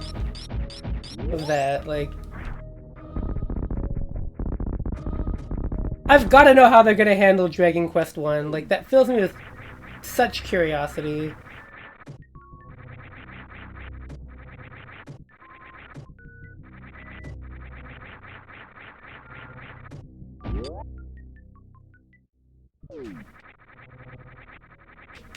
Because Dragon Quest 1 is a very, very old game. With a very, very old design sentimentality. And no party members.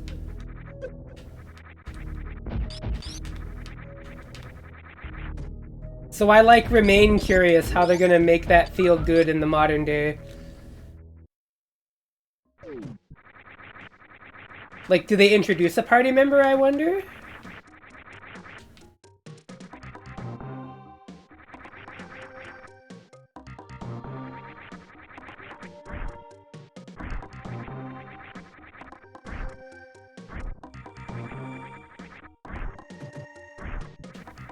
Like, that would seem a very natural choice, but do they do it?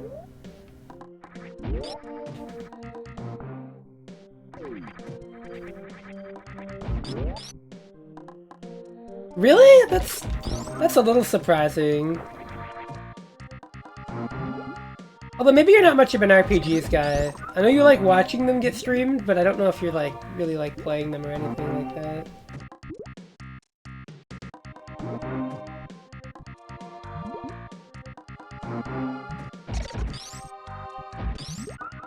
But Dragon Quest XI is, so far anyways, just completely phenomenal.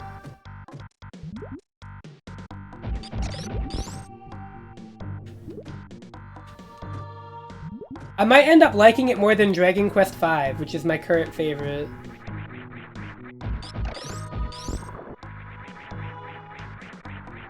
But I gotta see.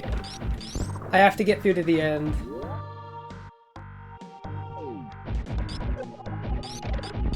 Oh, I feel you on that one.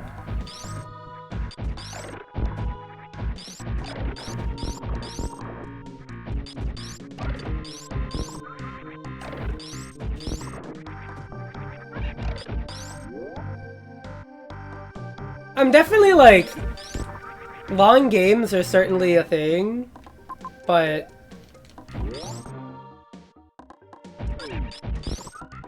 I think when they're turn-based RPGs like that, and they're nice and simple,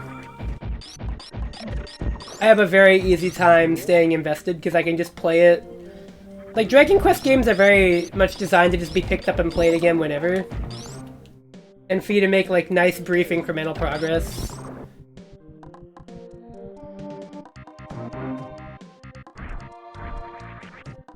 They don't tend to feel that bad in terms of length. The one exception I've found was Dragon Quest VII, which I think was just way too big from when I played it last. But Dragon Quest XI right now feels great.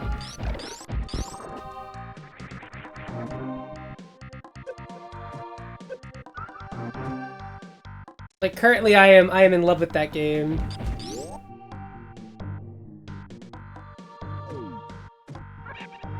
And it makes, like, a lot of genuine improvements to the systems in a way that I think is fun without removing, like, what makes them interesting.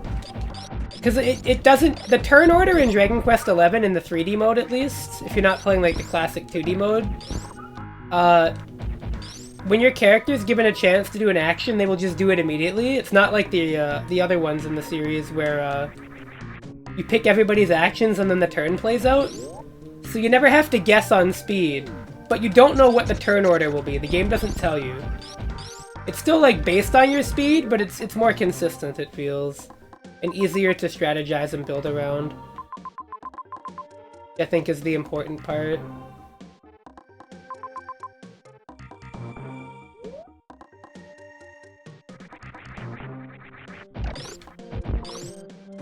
I gotta figure out where I have to go here.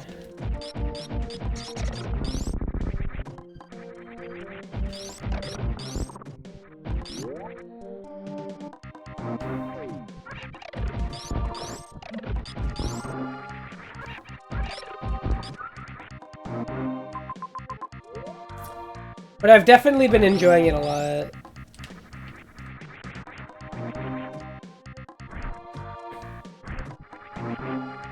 Aha!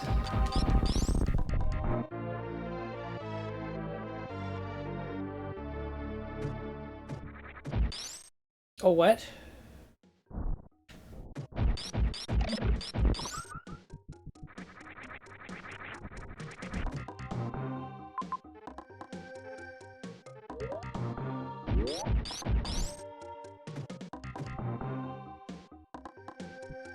Yeah, it's an understandable thing to be wary of or like not big on just because it's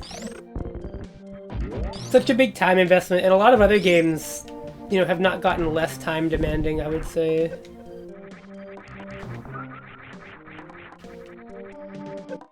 I would argue the average game definitely asks you for more of it. And in that way, it can feel a little exhausting, doing another one that does.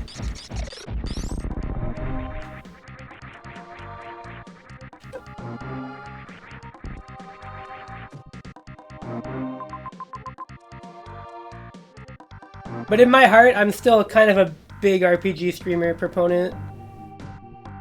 I just think it's got to be the right ones. Like, I don't think you could stream NES FF1. I tried a remake of it, and it still didn't really do much. But, like,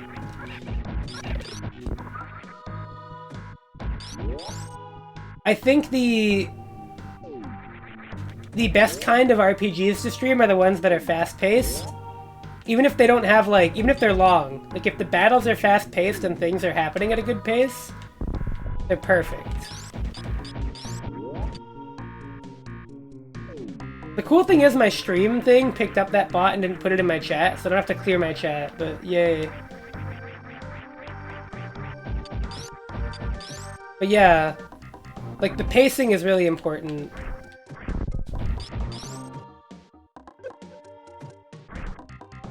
At least I find to be pretty big. Like, there's got to be a certain amount of stuff happening at most points for an RPG stream to feel good. But I think Dragon Quest XI qualifies.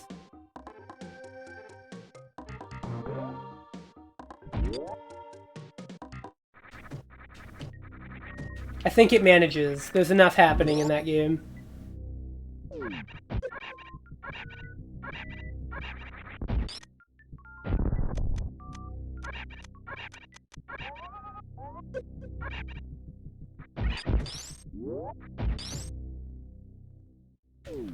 Oh yeah, for sure. Like, that's very important too, don't get me wrong.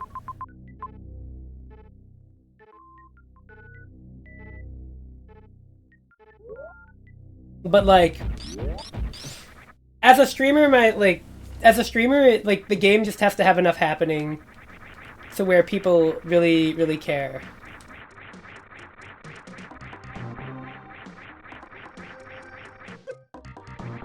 And I think for that purpose, Dragon Quest XI is very good.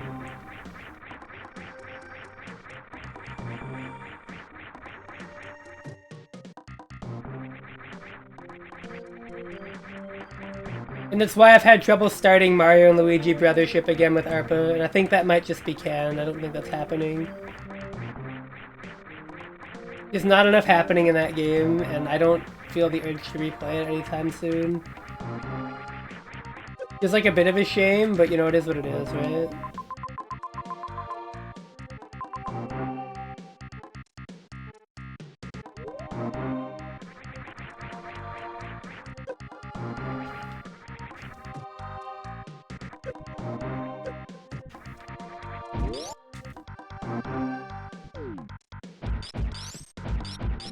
It's just too long.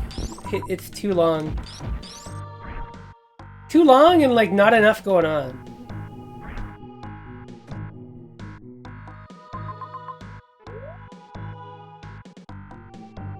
You should. I have no idea how good or bad it is, but I just think you should. Get you some variety in your life. Some more goofy stuff to play. Oh, there is one other game that I want to stream when it comes out. Um,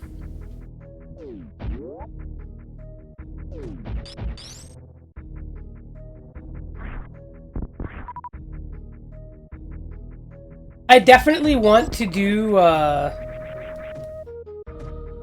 hold on a second. I definitely want to do, whatchamacallit? Um,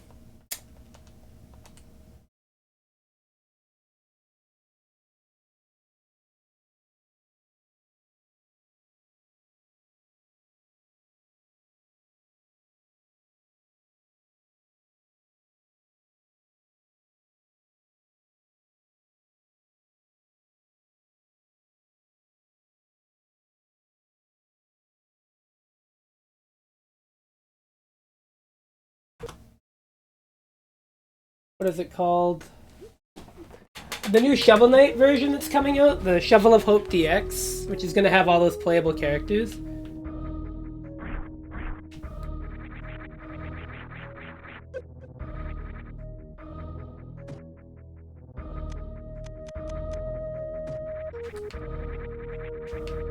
Sure, it's just going to be the base Shovel Knight levels.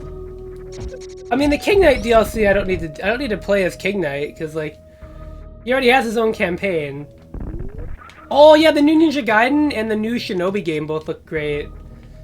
I don't think those are going to be $60 games, so I'm looking forward to that because those will probably be pretty affordable when they launch.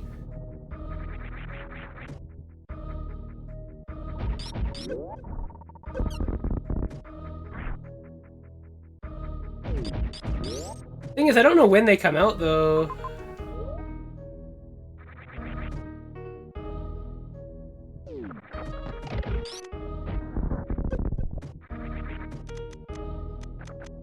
Look, I'm fine with 30.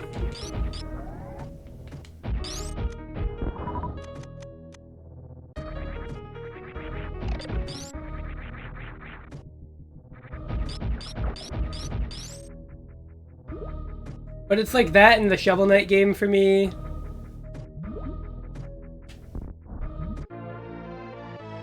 Like, beyond Donkey Kong and Super Robot Wars, which is going to cost me a small fortune, there's not a lot of expensive games I'm thinking of buying this year. But I also have to pay for room renovations, because I'm going to be like redoing a portion of my house.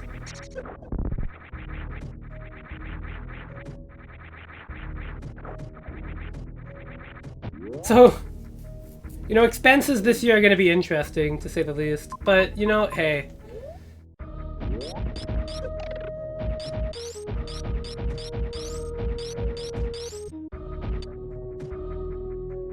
I'll make room for it, I'll adjust, I'll survive.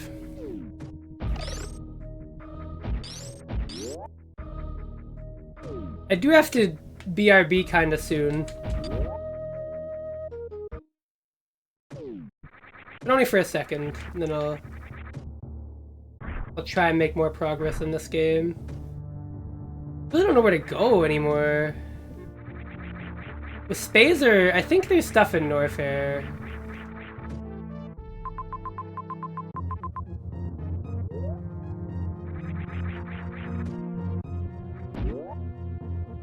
You know what, I might as well just BRB right now, as soon as I get to a save room. And we'll go down to Norfair and check it out.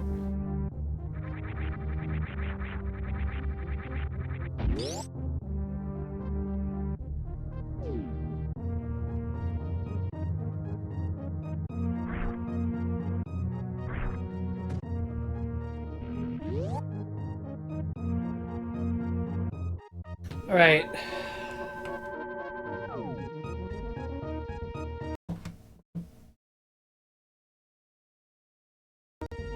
One second, y'all. I will be right back. We will enjoy our Metroid journey some more.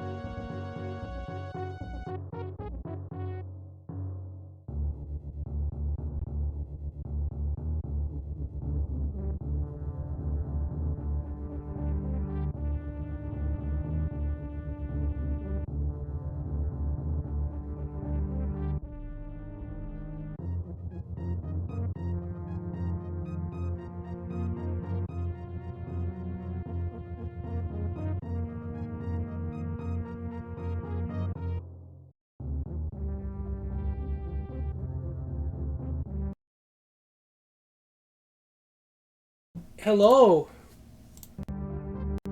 I am back. Oh.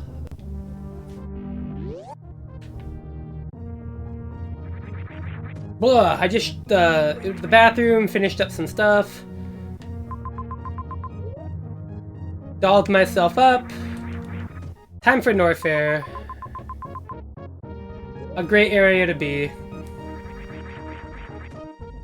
So I thought I might be able to beat this tonight. I don't think...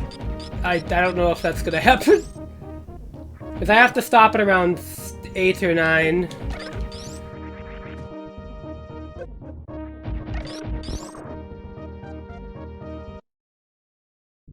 Because...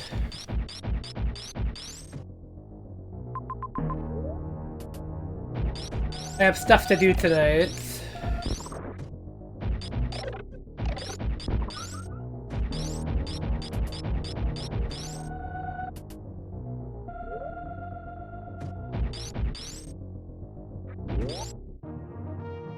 Theoretically, I could have started earlier, but yeah. You know. Was busy today.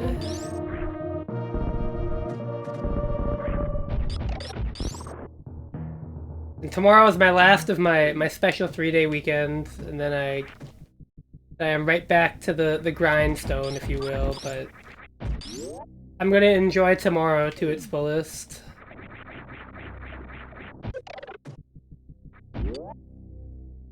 Attempt to, anyways. Try to really make much as I can of it. Okay, I'm trying to think of... Oh, there's a lot of places I haven't gone to here yet, actually. This place is ripe for some more exploration. Because I think once I find the rest of the doorway, like, it's really the only other major area I have to go to is Meridia.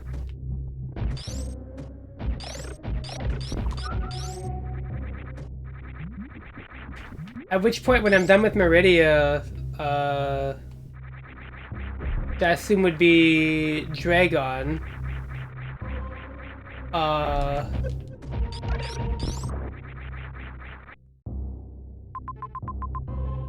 Quite literally all that's left after Meridia is, Turian itself.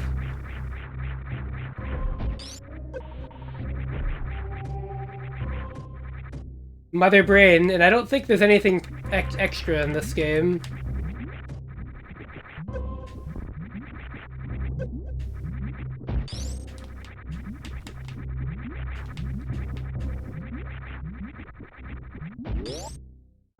I wonder, there's a Metroid project I've been wondering about how it's been going.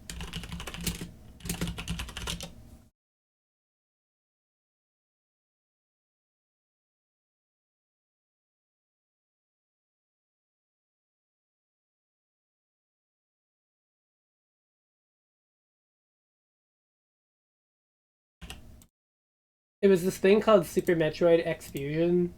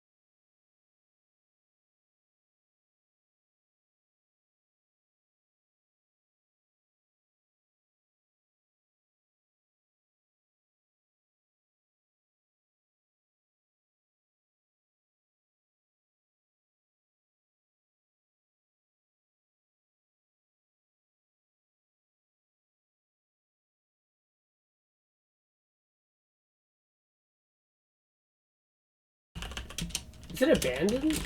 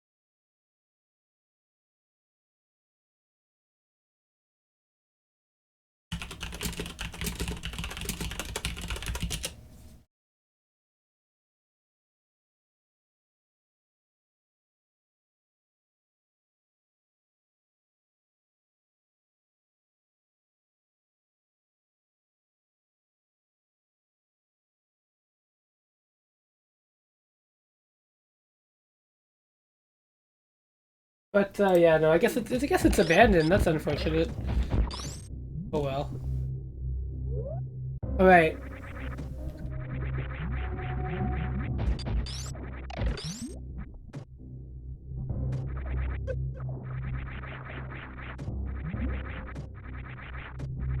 There's apparently something down here. Well, maybe not something down there, but unexplored map tile, which means I have to poke and prod. Okay, where can I go? Down all the way and then to the right looks like a valid direction.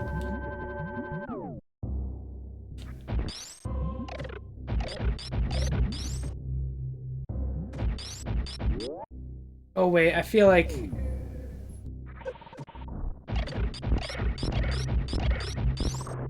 Okay, no, I just never went this way. There's apparently an item in here.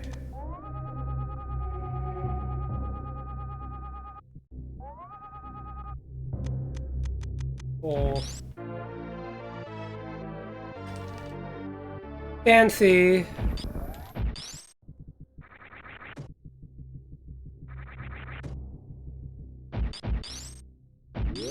Alright, well, that was an interesting room. I don't know why I never explored that, but... Yeah, a lot of my dead spaces on the map are up over that way. I have to get all the way over into there. A lot of the blank spots.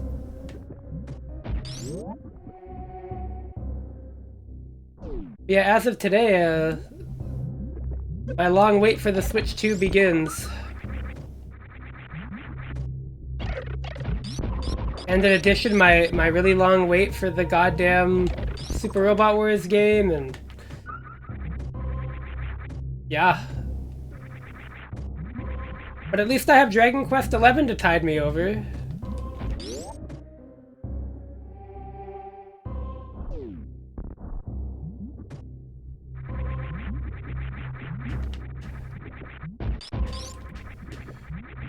Okay.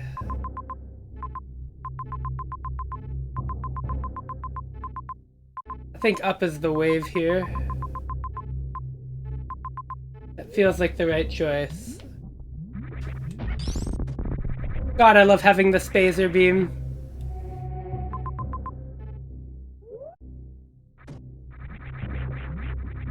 It is without a doubt more convenient.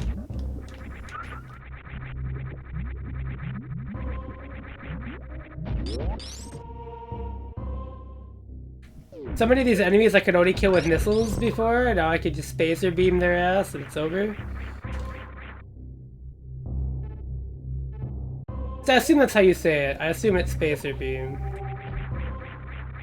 I've never actually thought to wonder, but... God, I have to get the speed booster eventually, right?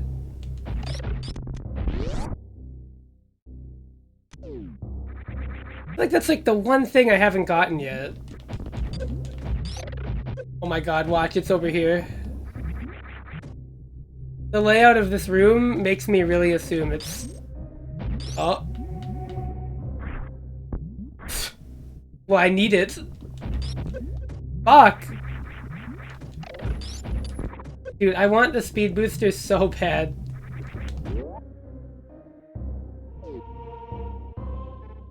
I'm actually down tragically bad for this one power-up right now. Okay. Oh, what? Oh, well, I couldn't even get here anyways. Doesn't fucking matter.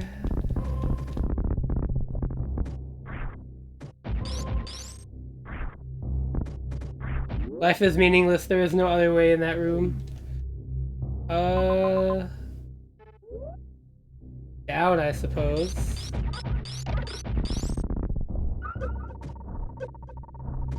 Okay, there's clearly stuff down there, but I think I need the gravity suit to live that, so we're just...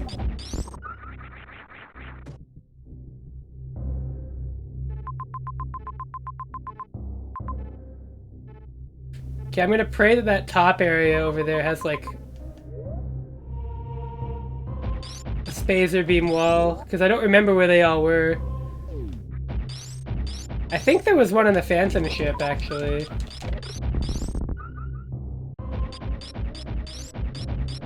The wrecked ship.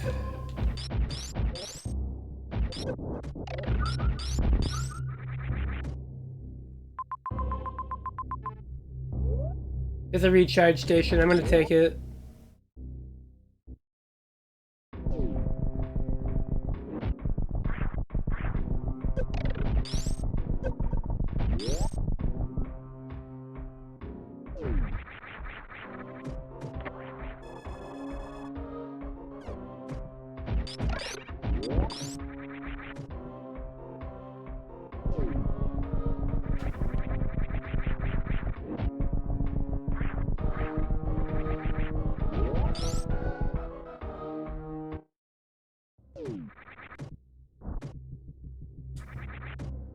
God damn it.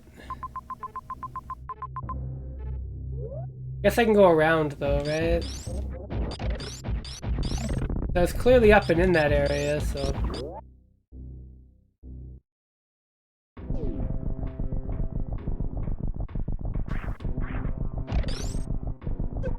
Yeah, new Ninja Gaiden, new Shinobi, new Nintendo. I have things to do this year for streaming, so... I'm at least excited about that.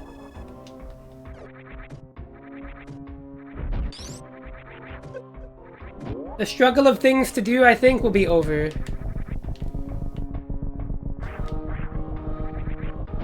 And my friend Dish is moving into a place soon. He'll be able to stream again, and he'll probably have a better setup as well. I'm really looking forward to that. He wants to do FF7 with me. And I've already done FF7 on my channel before. So I'm good. But I am definitely down to do that with him.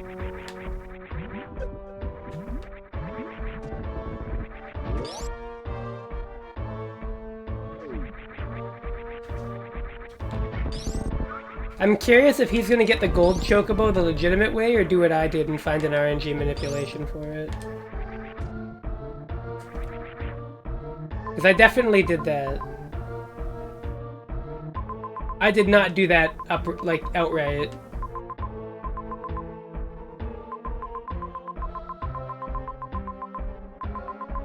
Okay, well my only choice might be wrecked ship, to be honest.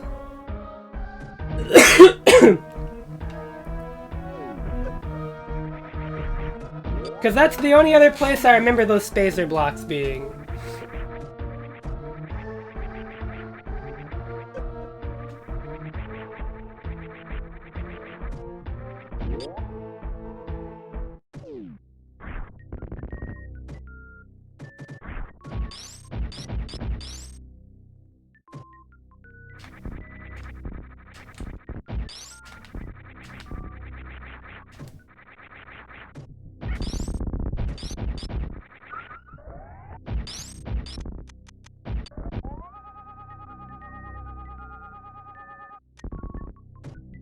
Oh, why has that door gotta be shut?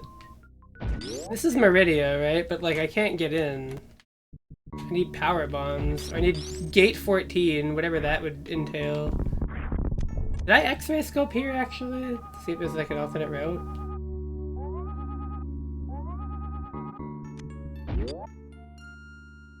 So I gotta go all the way...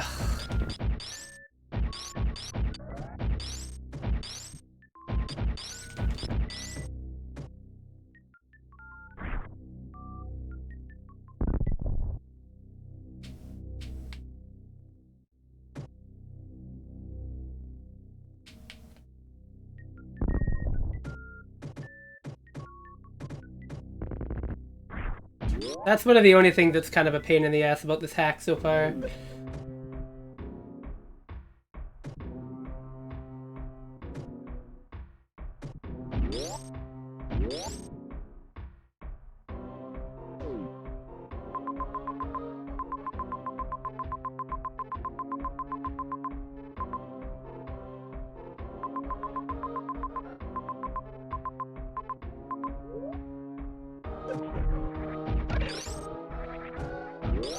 Yeah, I think I've got Dragon and Ridley left for bosses as well.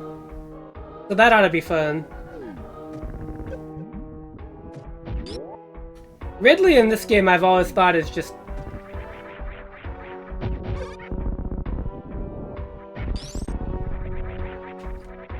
just a fucking damage race, mostly.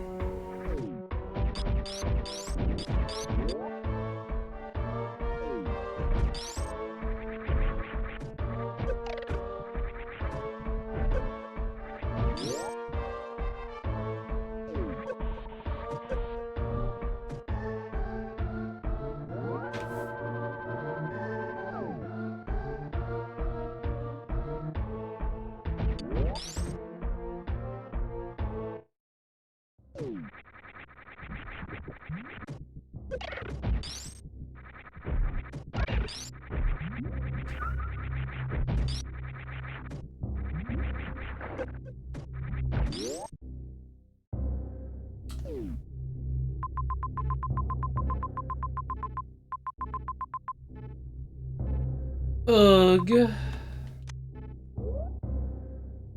How many locks do I have?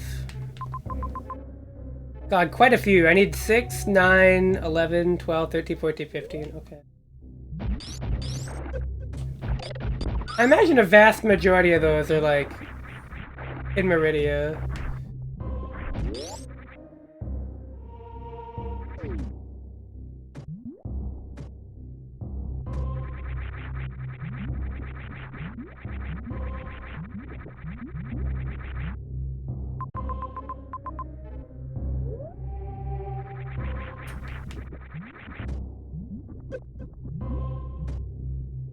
But yeah, despite this map being a little inconvenient and me forgetting about stuff. Like if I had made more notes. Stream was frozen. Oh, that's bad. Although it did not say I dropped any frames, so... I get to blame Twitch for a change. Unless my OBS is lying to me, but I don't think it is.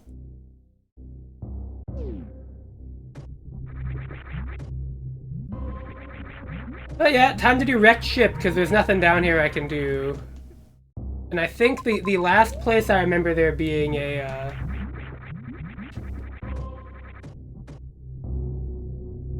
anything I could do was wreck ship with the spacer blocks. And it's just a rough memory. I don't even know if it's correct, but... like, there's nowhere else I can go, so I gotta do it. I gotta believe. We're finally at the point where I got lost in this game, or at least, like, I don't have an obvious path.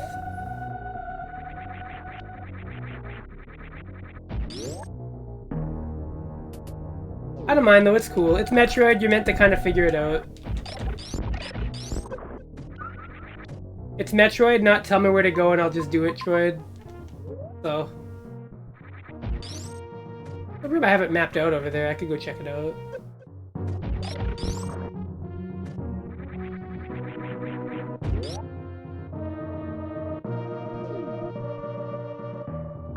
The Turian gates are also a pretty interesting mechanic. Yeah, I'm actually surprised I have no power bombs at all yet. The progression of this hack is definitely pretty interesting. I can't deny that much. Oh, I remember coming up into here early and not being able to do much. Oh yeah, because of that.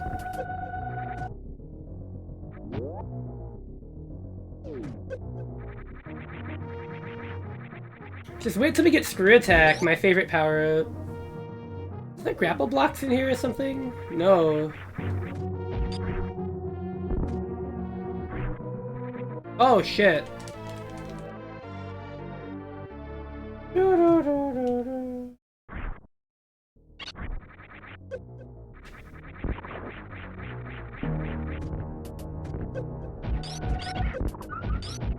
God, I love the Metroid item get jingle. It makes me so happy.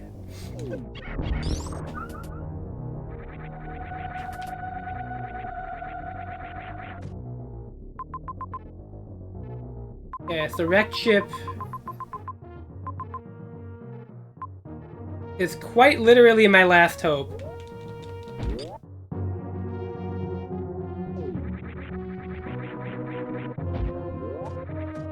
This is all I have at this point.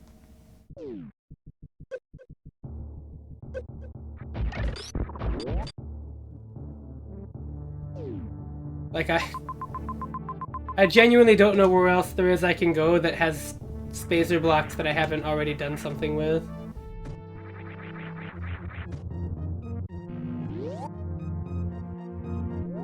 So I can't believe the spacer blocks were like...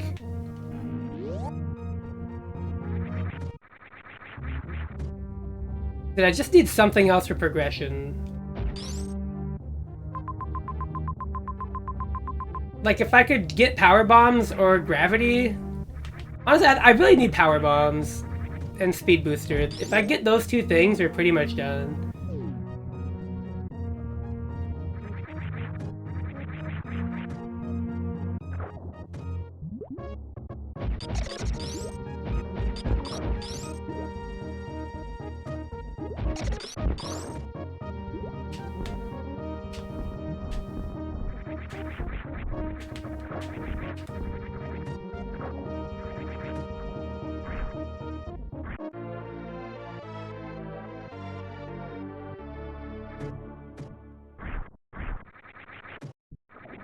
It's like, I don't know how much collectibles are on this map. I guarantee you I'm not getting 100%. I'll probably get something like 60 or 70 tops.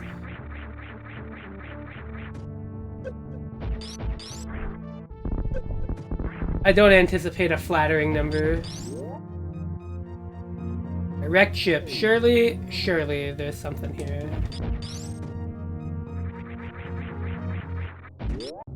At this point, I have to believe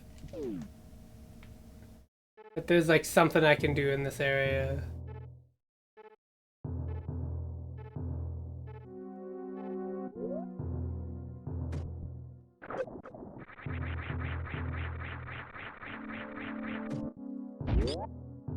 If it's not here, it has to be in Rinstar, but...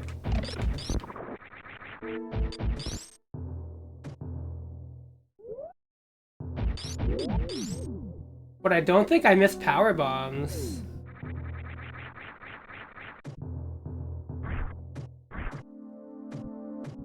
Easy. Oh, thank you for the subscription, Jack. How you doing? Since you're in Japan time, this has got to be, what, 9 in the morning for you? Something like that. Dinner?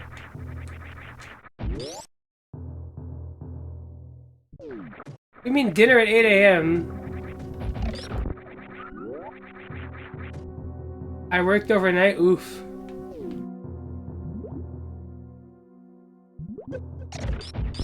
Is this a power bomb door or something? I need power bombs to even get there.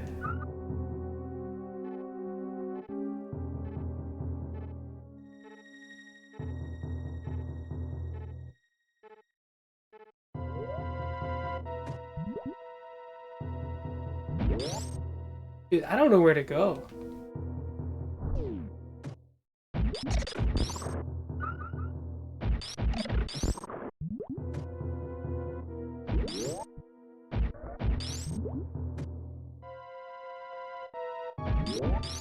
My only thought is if I go into Brinstar through this area. No, I think I'll be good. I'm gonna try and figure it out. Oh. Oh. Oh, what the fuck? Cool.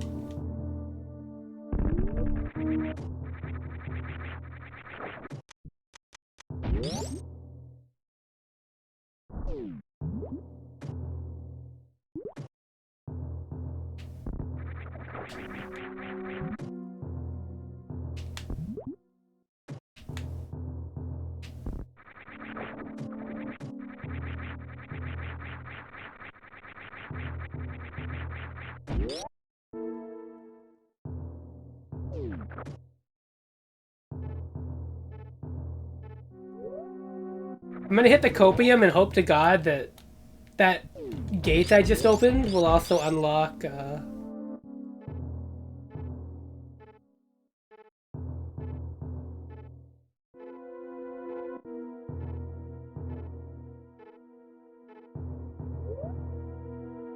well, wait, no, hold on. I could try going to Brinstar through this area and see what that takes me to.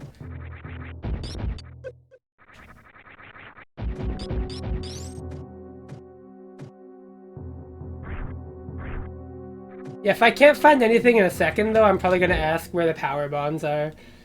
At the very least, like... Oh, what the fuck? Unmarked door on the map? Hold on.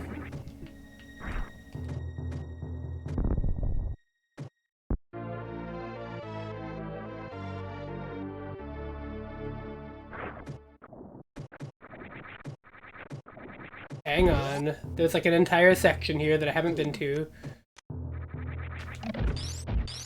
The entire section is an exaggeration, but... It's a route. Okay. Cool. So I could have had supers a lot earlier.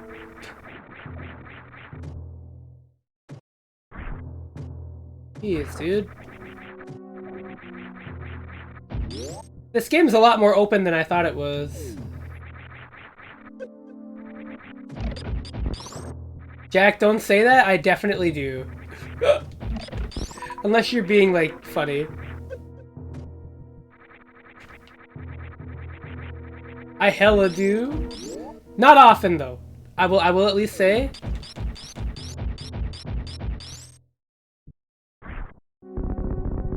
Any, like, bomble floor here? Can I cheat my way down? No.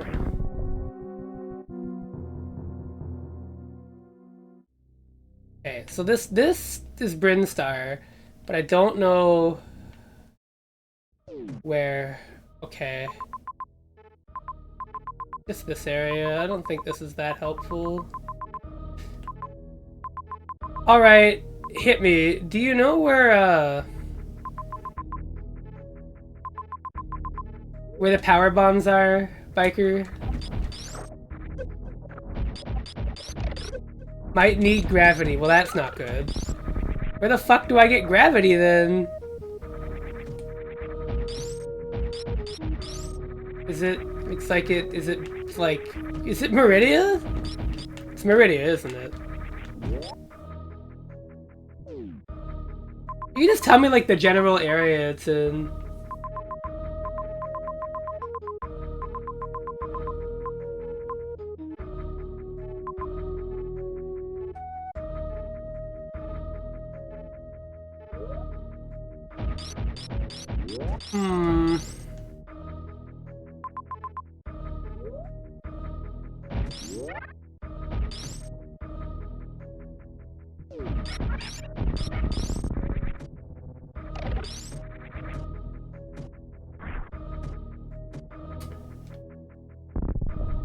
Like, is it in Brinstar? Is it Norfair? It's entirely possible it's Meridia, but I haven't found a way into it yet. Every route I've found that leads to Meridia is like power bomb gated or gated with like a Turian gate. And it says that gate 12 is in the wrecked ship. But like... Can't fucking get to wrecked ship. I can't get whatever that last gate is in wrecked ship. I don't know where it is.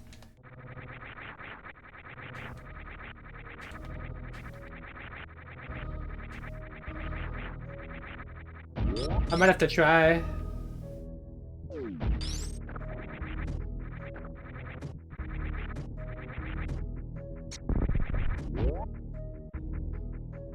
I'm trying to think.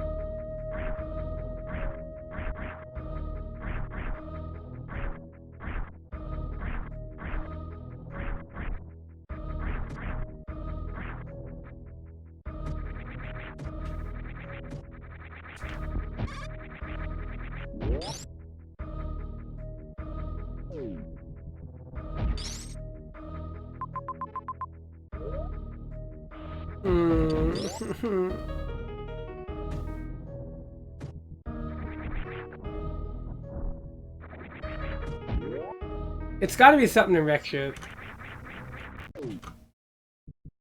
Yeah, I mean, this is a remake, right? It's Hyper Metroid Super. So, like, the old Hyper Metroid map might not even be applicable here. Because, like, the only... Wait a minute! Oh my god, hold on. I think I remember something. Wait a fucking minute. Hold the phone.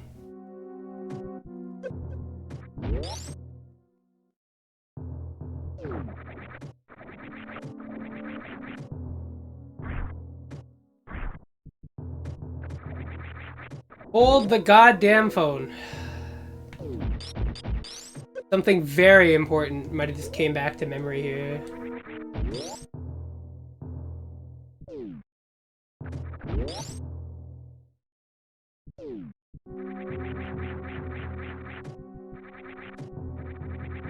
Oh, please don't be wrong, brain.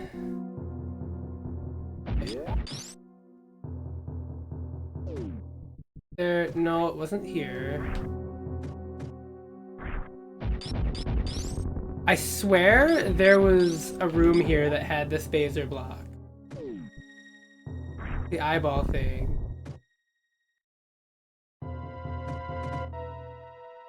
But I don't know if I'm right.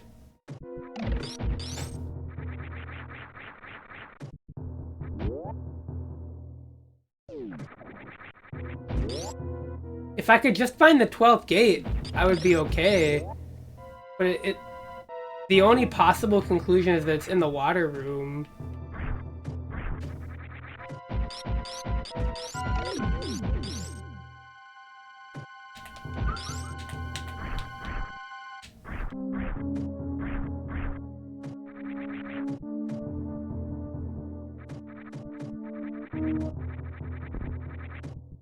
I don't need the wall jump anymore because I have the space jump.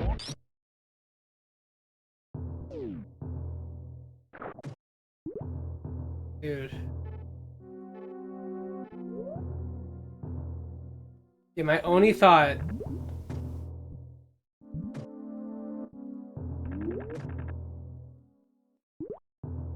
Oh, I do need a wall jump underwater.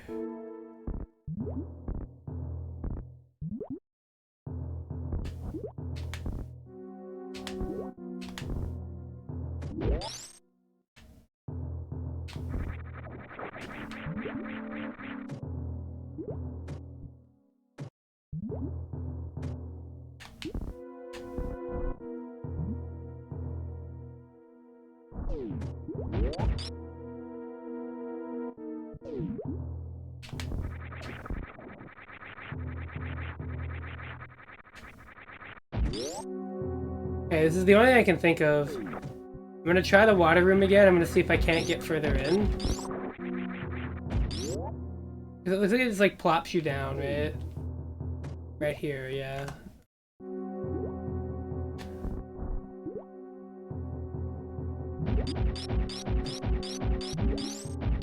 Nothing else here.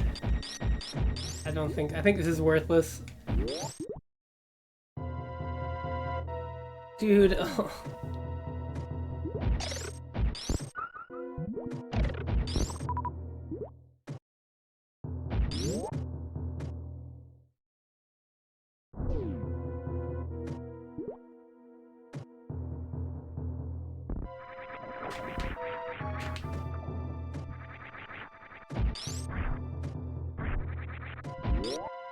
I'm gonna try one thing real quick. I'm not looking it up, I just gotta fix something.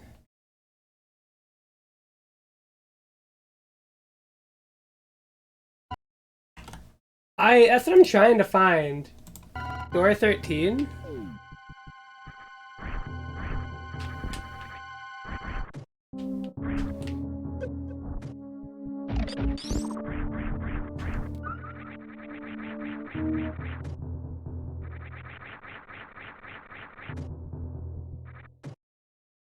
What I'm looking for is door 12.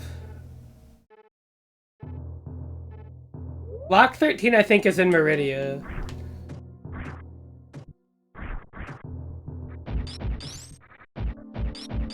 If I could find Lock 12, I would actually be able to get to Meridia, though. The gravity is to the left of that. Alright, well that's good to know, but... apparently there's something here. Oh.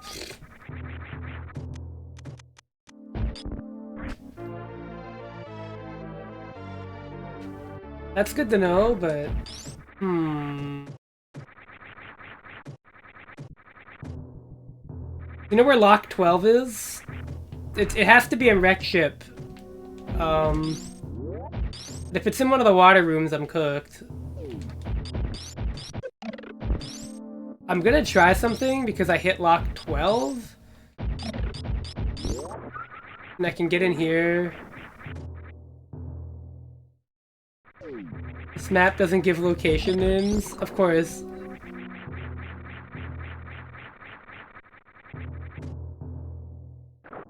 Far right. That would... yeah, I don't think I can make it that far yet.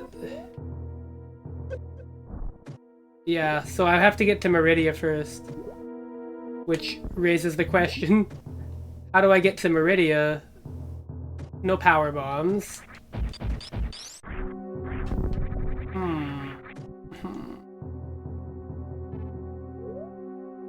Like, I feel like this would be the way I'd have to go in, but... I think this is a power bomb door over here.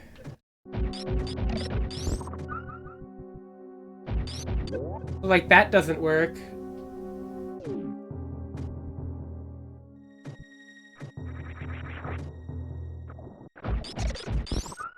In fact, it does the opposite of work. It makes me angry at life. Oh, I hate fucking water in this game so much. It's so bad. Ugh. Ah!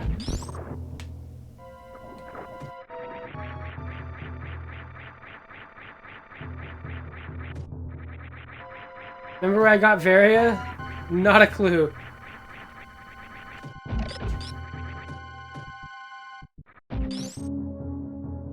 Wait a minute. Hang on. Whoa, whoa, whoa, whoa. Hold on a minute.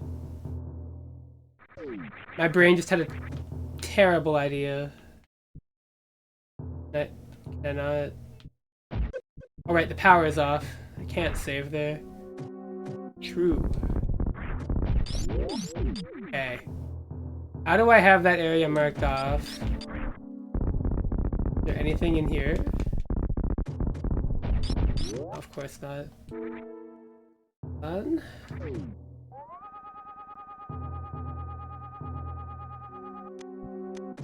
Nothing. That was Fantoon, yeah.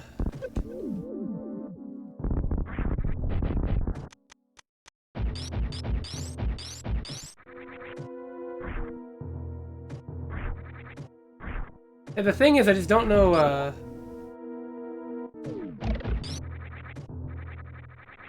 because I can't get to the far right of the map without gravity. Like, because that entire room with the black squares is just a bunch of water, and I can't space jump through there.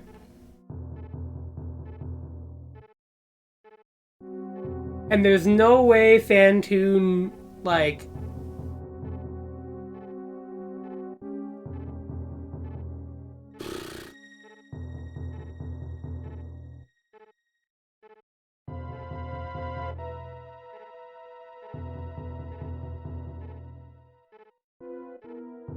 I don't know where to go. My only guess is it has to be something in Brinstar, but I don't know what.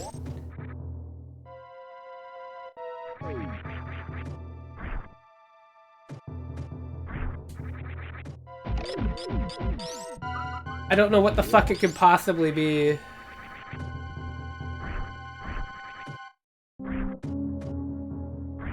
Oh. In the area where you got Varia. The top right of the map. Oh, in this area?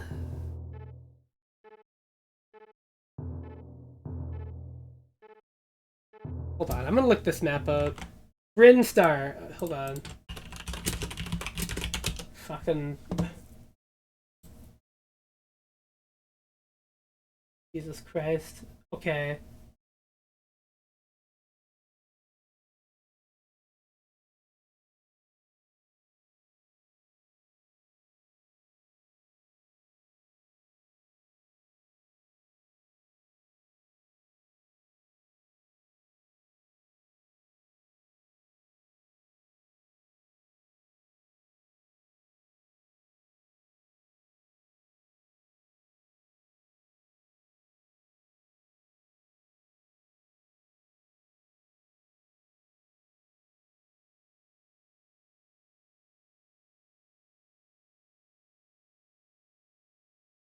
Where the fuck is it?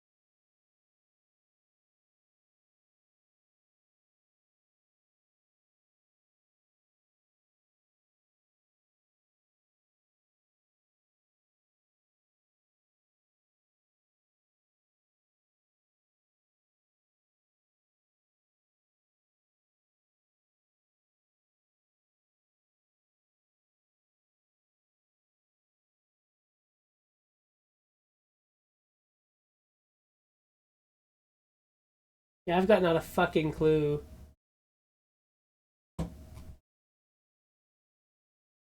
Like, I need speed boost here. Okay, hold on.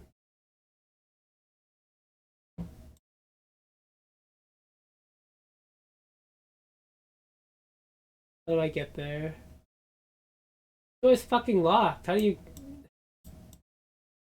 Wait a minute.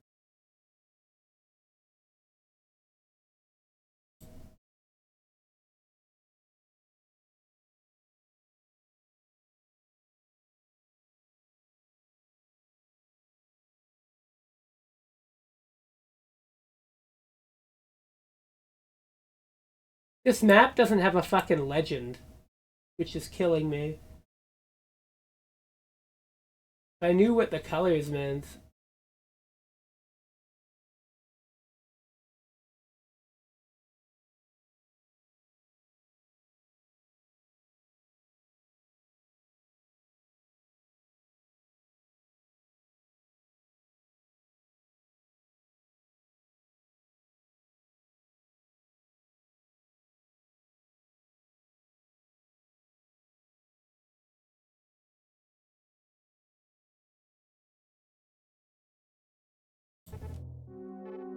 Okay, I think I see where I can go to get speed booster, but...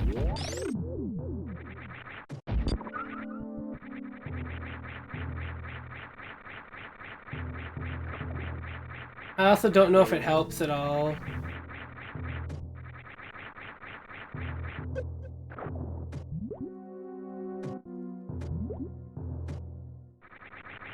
Fuck.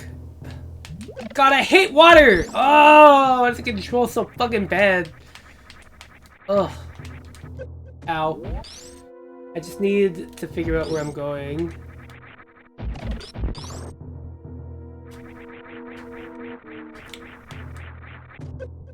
The Norfair, I can tell that much.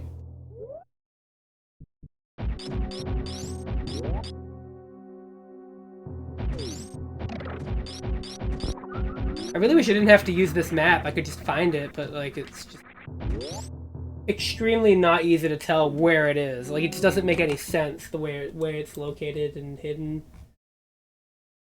But how do I get in there if the door is sealed? It says it's a gray door. Is there another entrance? No. What do I do then?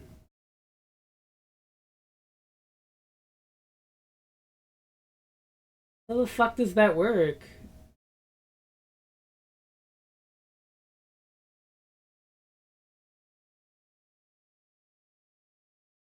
Is there a boss?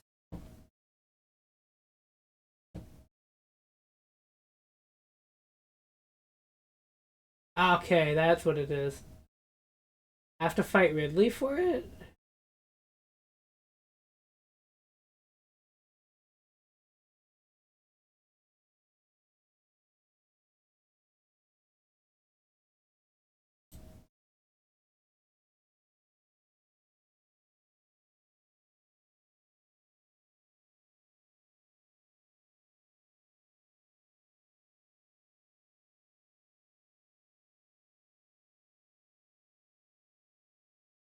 Okay, well I got that. I go up there.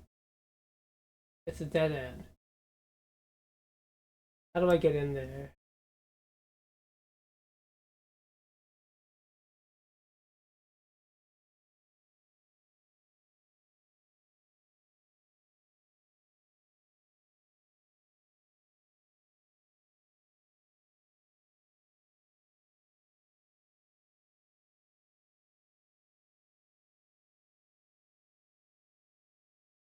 Okay, well that's... Okay, I might understand that.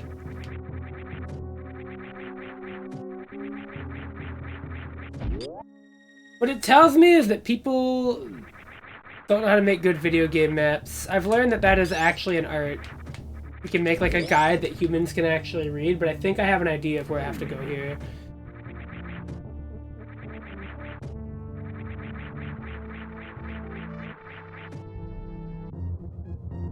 The problem is I don't know what else I can get with the speed booster, but...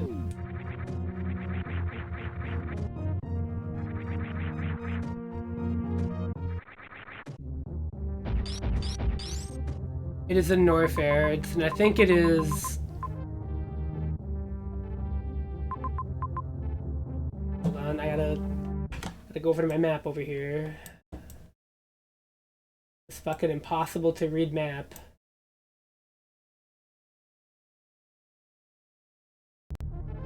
Yeah, so the closest route is... Yeah, okay. I understand.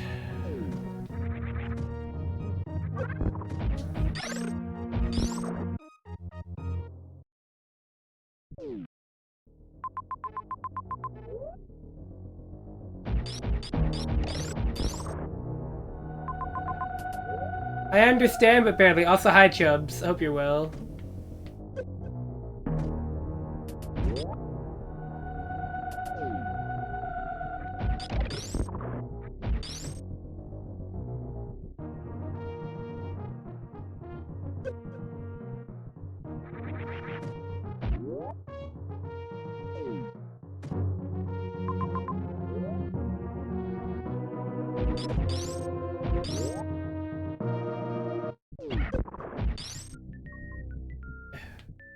Down this way.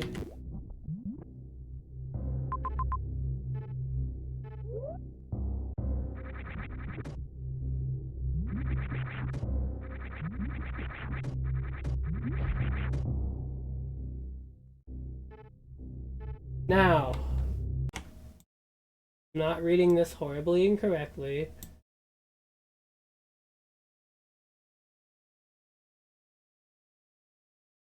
I see Ridley right over there. That's Ridley right there. That's the guy we're looking for. We're looking for Ridley. You can see he's right there. And the way to Ridley is that I have to... Evidently, it looks like...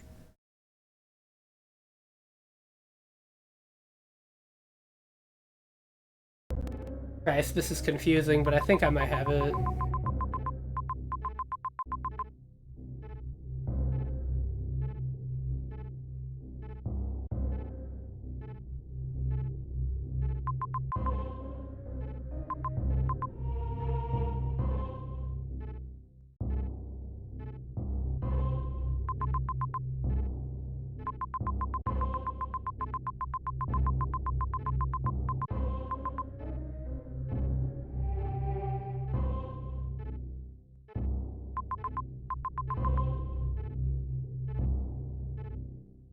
Maybe not.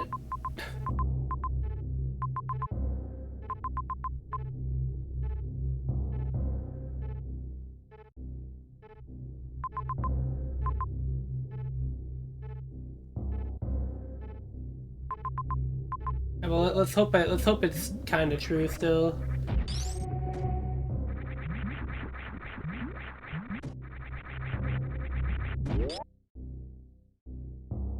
If not, I give up forever because I just.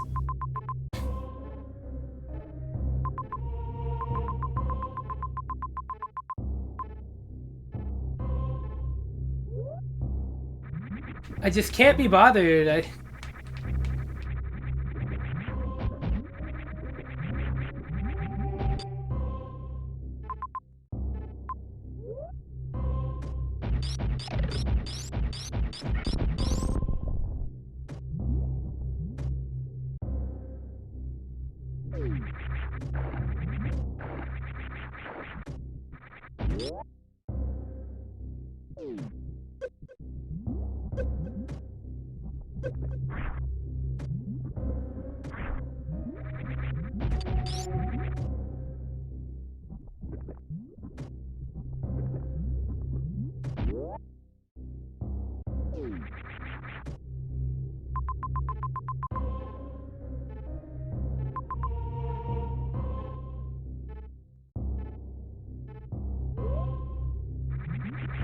I'm reading this map right.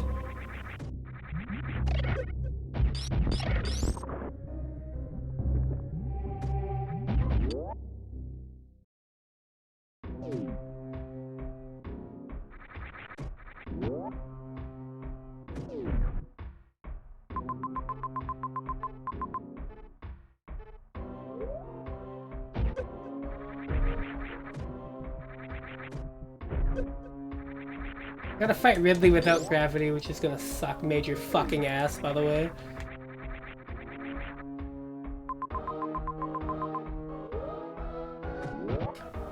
But whatever, I'm sure it'll be fine. I can't read chat right now, I have to have this fucking map pulled up. Give me just a minute. We're nearly there, I think it is. If I'm not reading this wrong.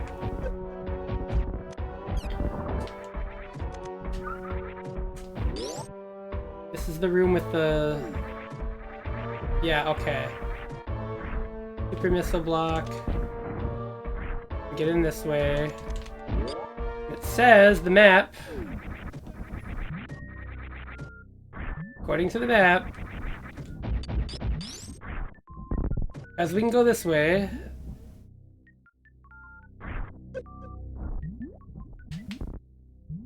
If you'll recall, there was an item in here.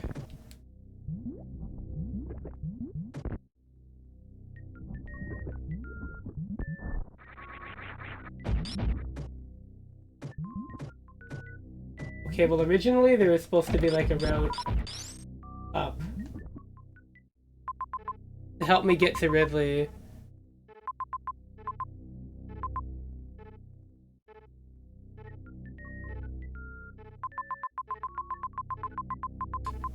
Because that's the only fucking, like, that's the only thought I have is that I have to go fight Ridley, but I... Dude, I... Was Super this confusing? I feel like it wasn't. I have Spring Ball, yes. But... I'm super fucking lost. I'm super lost and I'm yearning for Super Metroid's map right now.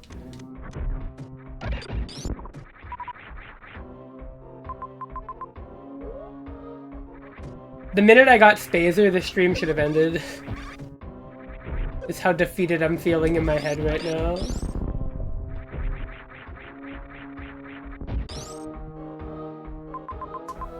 That'd be really helpful to get back over there, wouldn't it? Take care, Jack. Have a good morning, I suppose.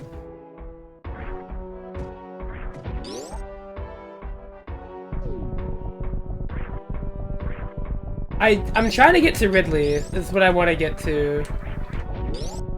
Because I think Ridley is the key here. Because again, this is not technically vanilla Hyper Metroid, so like, the map design is different. And I'm realizing this because I just checked the map and it did not match. So I can't use that technically unless some things didn't change. Like, I'm sure some didn't, but...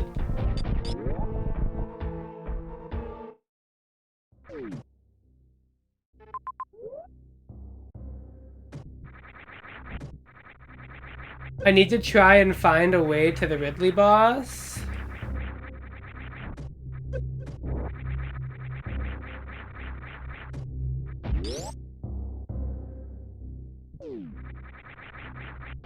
Where the fuck do I go? Where do I go? Like, my only thought at this point is the fucking lava run down here, because I can't fucking think of anything else that's on this map where I can go. No, there's no way.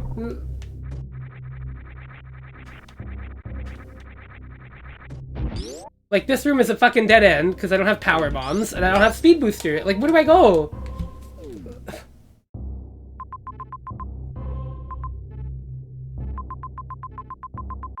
Like, I don't mind having to explore, but I have no fucking direction at all.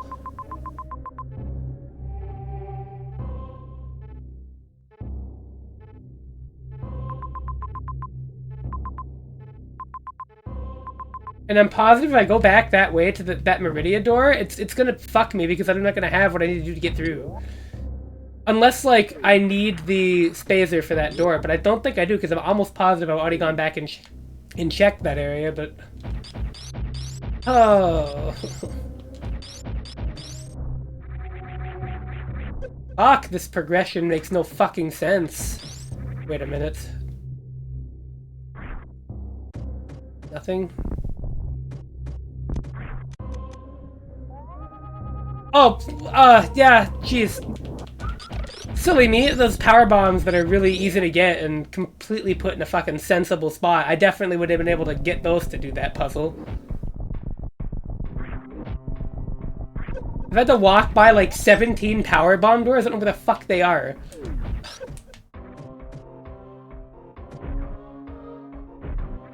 Yeah, like, the problem is I can't get to Meridia. I can't find an entrance.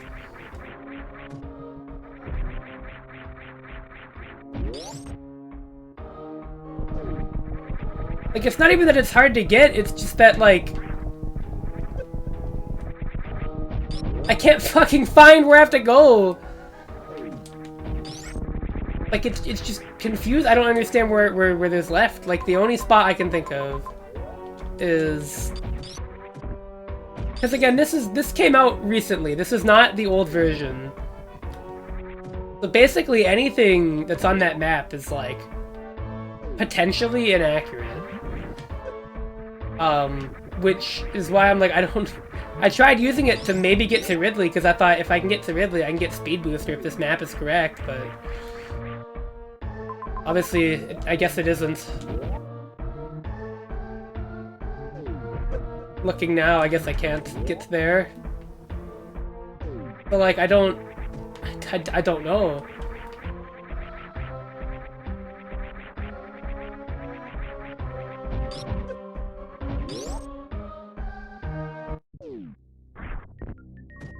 And like, up through here is a potential avenue to Meridia, but then like, I can't get in because like, I need to have door number 12 unlocked to get through here. It's blocked by the fucking Turian gate. This is like the one piece of hope I had. And then, well, or number 14 rather, and you know where number 14 is? I guarantee you it's in fucking Meridia, so I can't get through this way. It's a complete fucking dead end.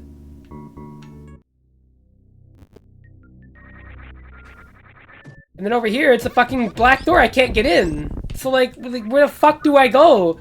Clearly, I feel like I have to go get to Ridley somehow, but I don't know how to get to him. There's no fucking clear route to Ridley at all. All of those doors are locked. There's no fucking path. I need power bombs, but I don't know where they are. And every time I found power bombs, they've been behind fucking power bomb blocks or a fucking speed booster block, but I don't have the speed booster. Like,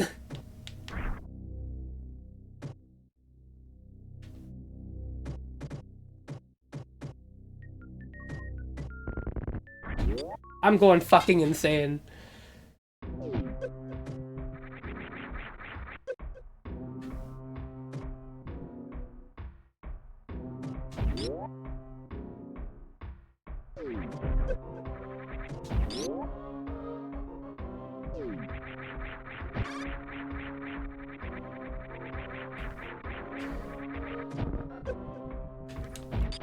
Like, it's crazy. I have the space jump, and I've never felt more fucking restricted in my life. I don't know where to go.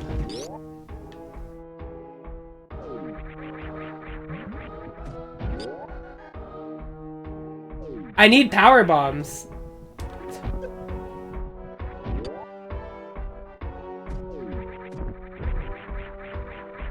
Like, I think the only thing that makes sense is power bombs at this point.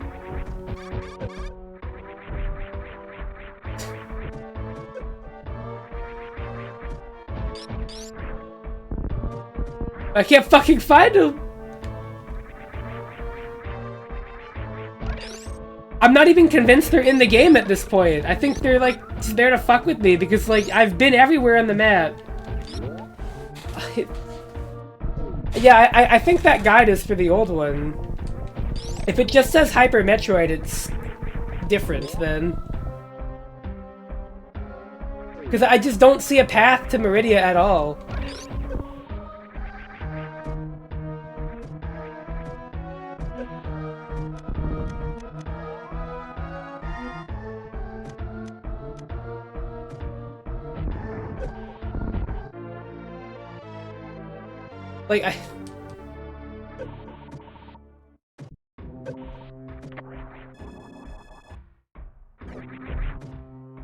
Like, I'm not convinced it's beatable.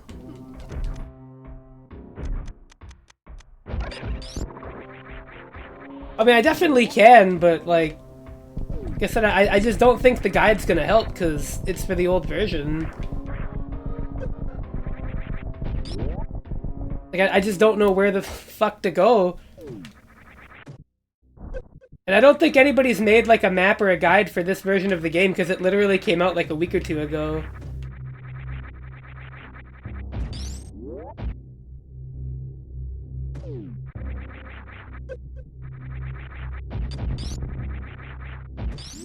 Like, if there's a way into Meridia, maybe, but, like, I just need power bombs. I don't know where the fuck, what else I could possibly grab that would do anything at this point.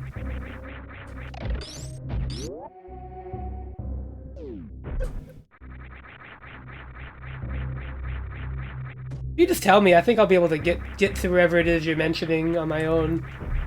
I just need to... Starting area?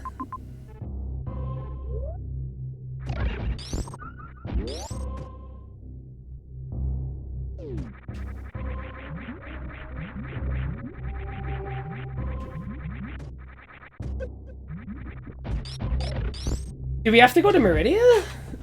It would make sense, but...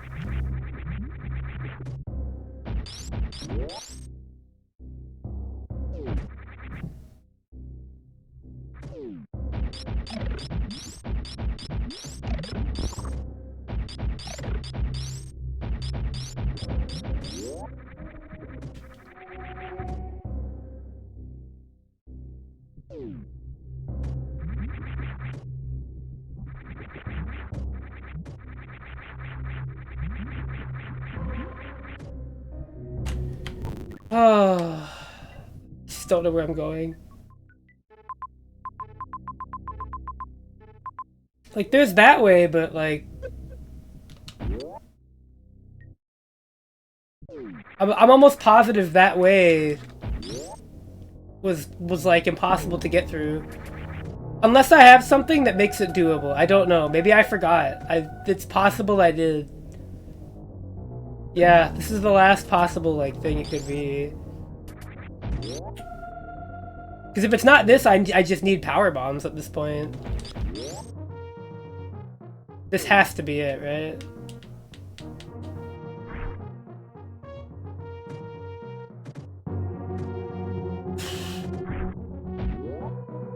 Definitely a fucking mess trying to navigate this.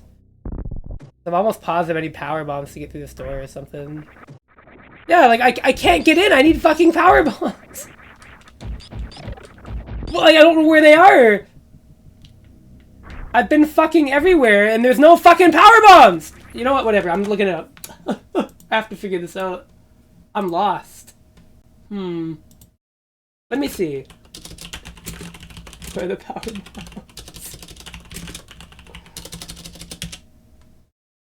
There's a release trailer. Yeah, these are all for the old versions. This is tough.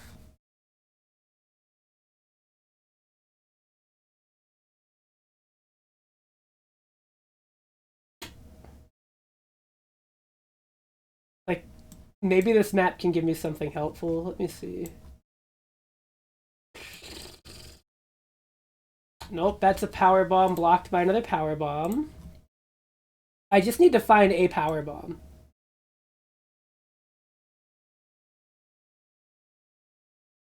Wait a minute. Nope, that's see, like, every time I find one, I feel like it's blocked with something that I don't have. Like, oh, you need speed booster for that. You need power bomb for that power bomb. There's gotta be one that you can just get, right? I have to find the one single power bomb that's collectible. That's also speed booster, this room.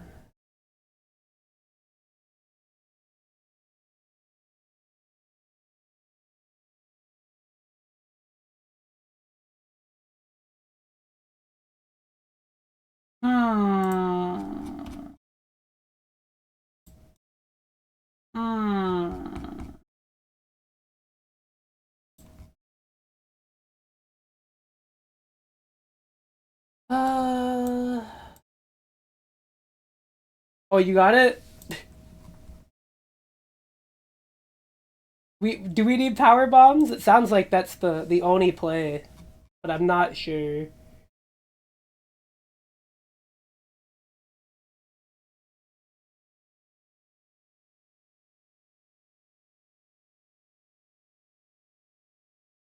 There's a way to Meridia?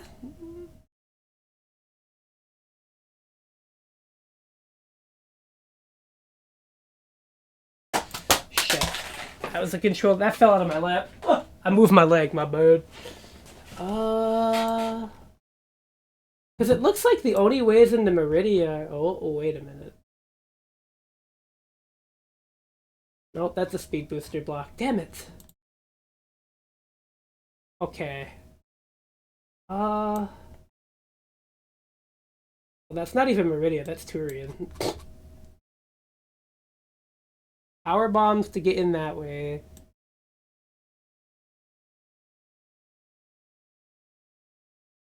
Oh, wait a fucking minute. Hold on.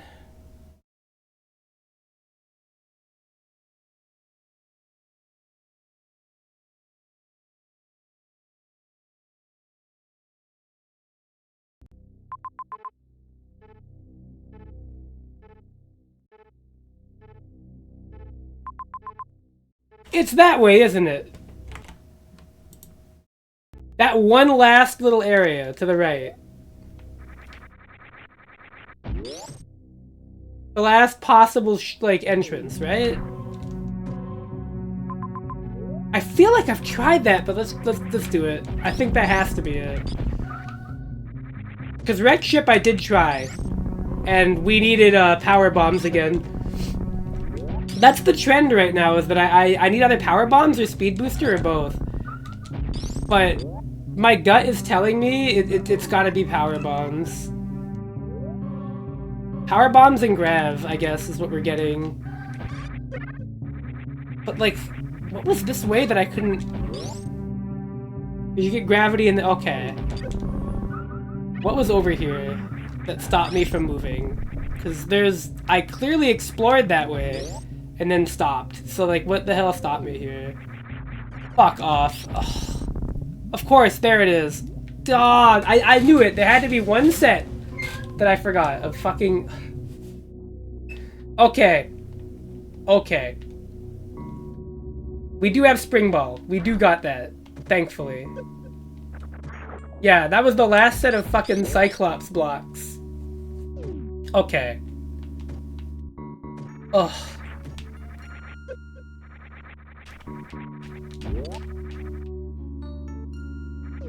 Yeah, this is easy. I don't need a guide anymore. Now that I'm actually in Meridia, we are completely fine. I can just like I can fucking wing it at this point.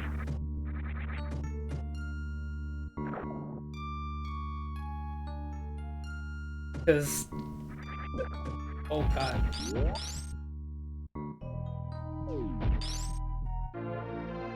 Wow, gravity seems to be a lot easier to get in this version of the game.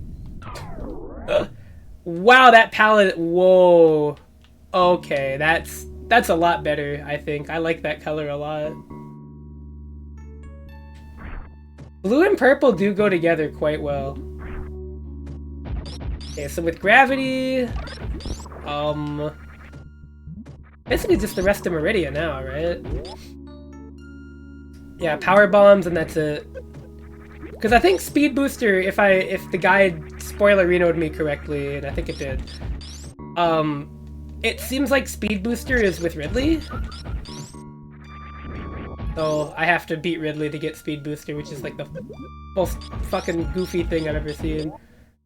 They made it like the endgame power-up. Which I guess makes sense. Speed Booster is kind of broken, but... Plasma, yeah, I figured Plasma Beam at the very end.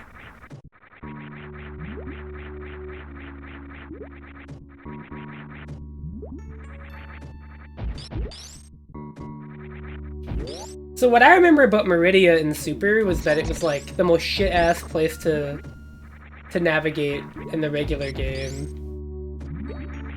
I'm gonna find out if that's true here. Currently, I'm not feeling like it's that bad. There's like one other place I know I need to get power bombs here, and then when I'm finished here, I can go back to Wreck Ship. Because that is exactly where there was a lot of water rooms in there that I couldn't explore. And I think it should be easy enough to get back there through Meridia with this grab suit. Oh, yep, okay. Powers.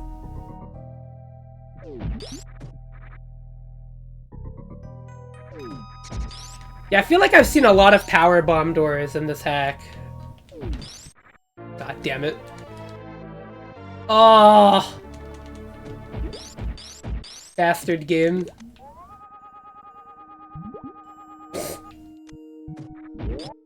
Okay, so make a mental note of that room. So power bomb's gotta be somewhere in this area. We'll find it.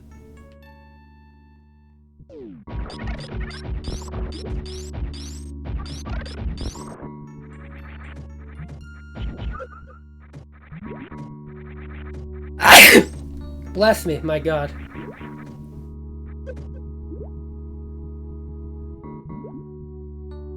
Yeah, I think we'll be good though. I'm okay with wandering around here. This is a new area, so there's lots of stuff to figure out. Oh wait, hold on. Okay, is this where I came in? It is. Okay. Okay, there's still some empty spots I haven't checked out.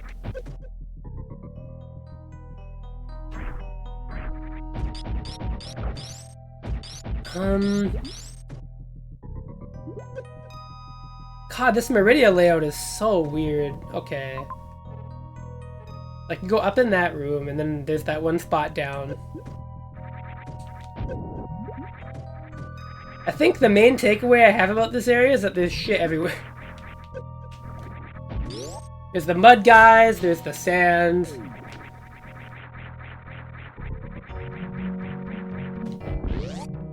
Which I suppose is pretty normal for Meridia.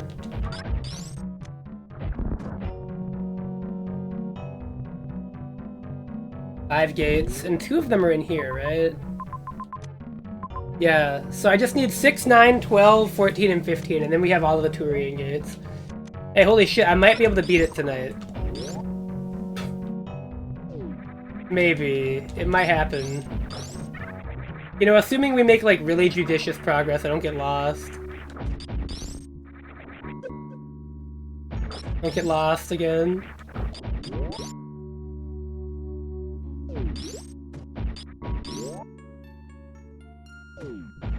Still, we're ready? Okay, this is the power bomb door. Yeah, okay. I think I know where the power bombs have to be then. They gotta be over here. It has to be. It's the only possible way. Let's see. Ow. Ow. Ow. This is promising. So there's another power bomb door. Jesus. Sentence of the stream. There's a power bomb door. In here, maybe? This is potential. This room looks like it's got some interesting... Oh! Oh! It's a missile. You have no idea how disappointed I was when I opened up that Chozo statue thing and it was a missile. You know, it's like, there's a certain, like, feeling in my heart. It's a combination of, like, disgust and, like, disappointment. This game is just like Super Metroid. 5 hours in, you get the power bomb.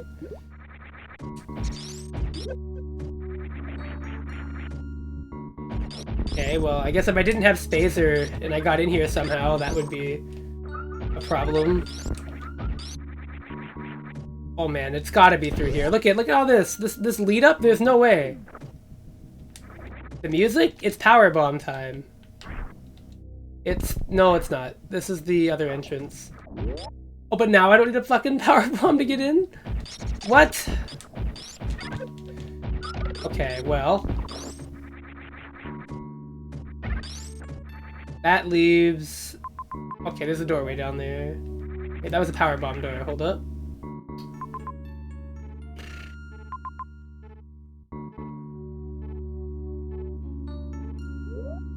Okay.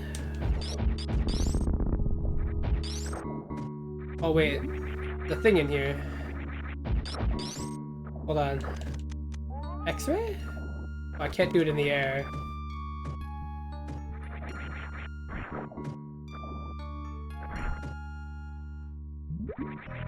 It's an item.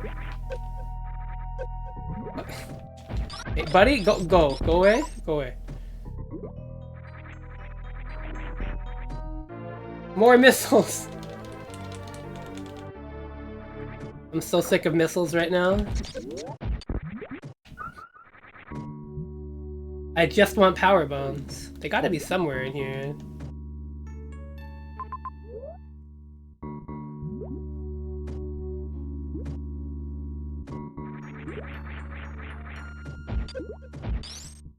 I'm sure I'll find it.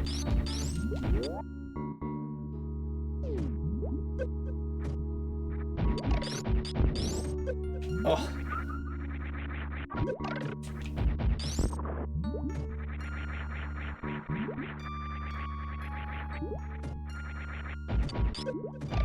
Gee, I wonder if I can still do the grapple beam Dragon trick or if they got rid of it. I liked that a lot in the original game. I thought that was very cool.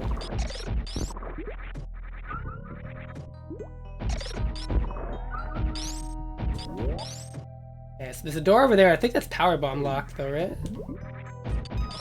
Another fucking power bomb door over here. I think the door through this door is power bomb, right? Yeah. Oh, wait. I feel like...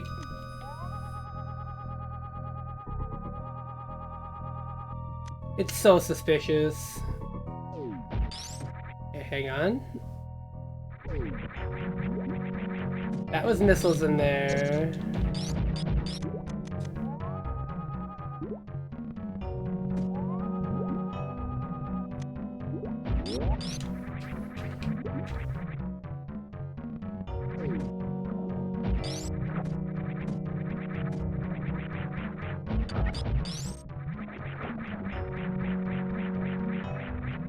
That was the... yeah, okay.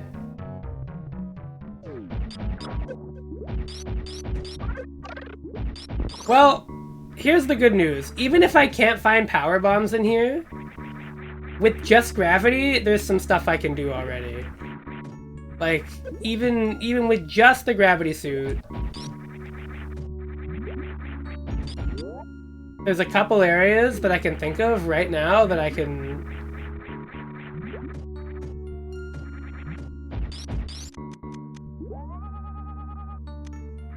So I'm gonna head back, because that's all I can think of doing right now.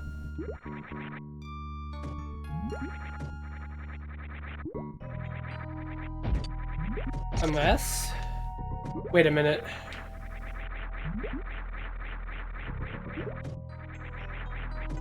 Did I get this? Oh, I did.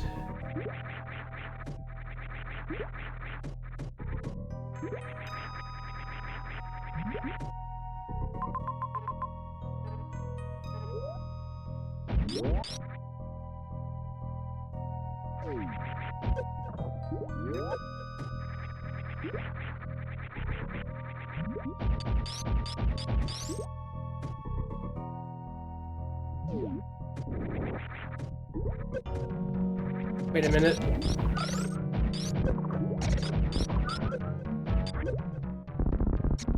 Yeah, I thought it might have been down there. No, get out of the sand! Get... How do I get out? I can't jump out. Thank you. Whoa.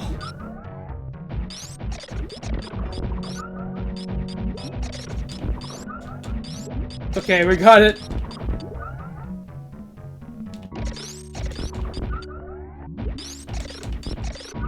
That was nearly like Eternal Metroid Prison. Okay, wait a minute. Wait a goddamn minute.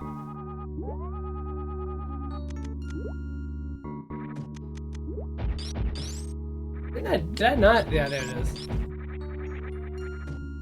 Is that...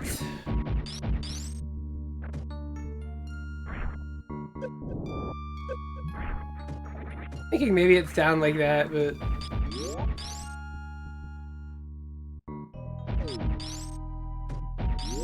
Hold on.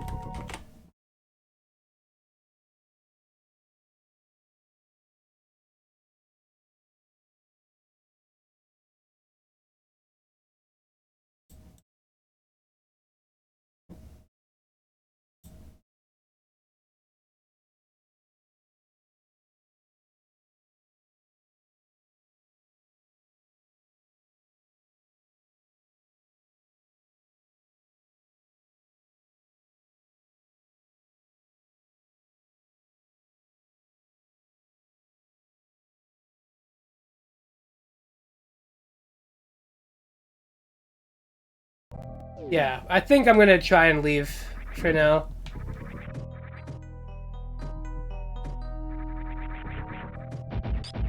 It's definitely clear to me that the purpose... How do I get out? I can't go back that way. Despite common sense. Do I gotta go all the way around? Fuck, I hate Meridia so much.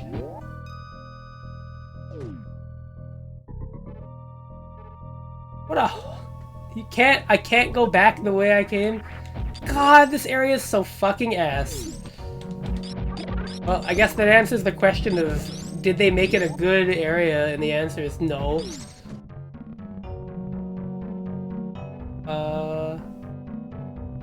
Okay.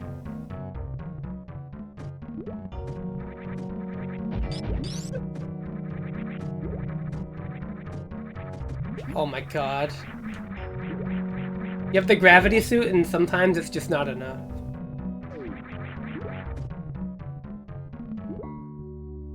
Okay. Speculatory, but... Oh god. Oh!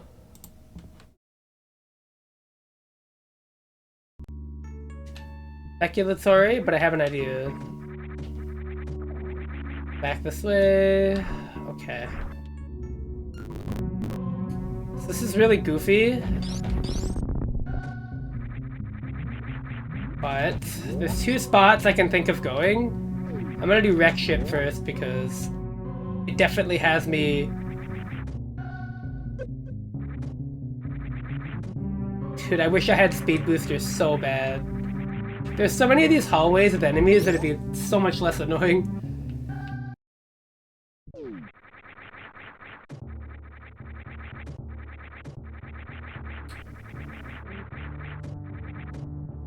You get speed booster not that late into regular super. I know that for a fact. Okay.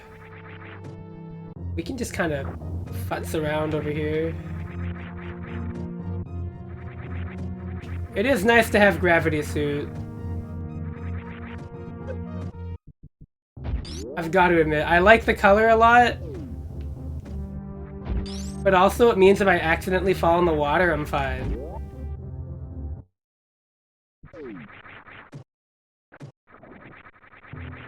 Okay.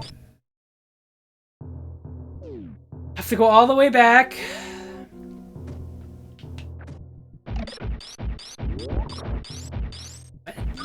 Okay. Yeah, so I think this is the, I need the power bomb to get down that way. Because of course I need power bomb, which I don't have. I honestly wish they put gravity in here like in the original.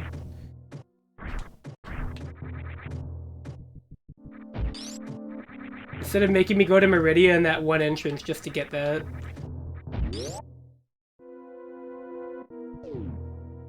Okay.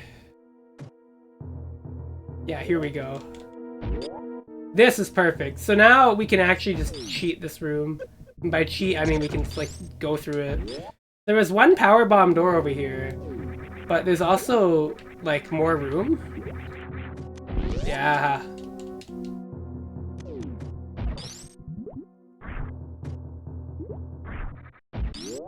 Okay. This is progress. This is something. My god, Fantoon Jr. Okay, I think there's an item up that way. We're gonna go that way. I have confidence.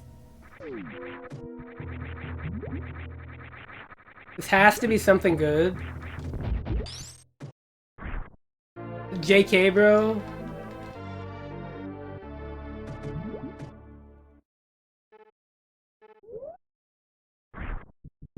There's another Meridia entrance. Isn't that great? We get to walk out, leave Meridia, just so we go back around and go back into Meridia.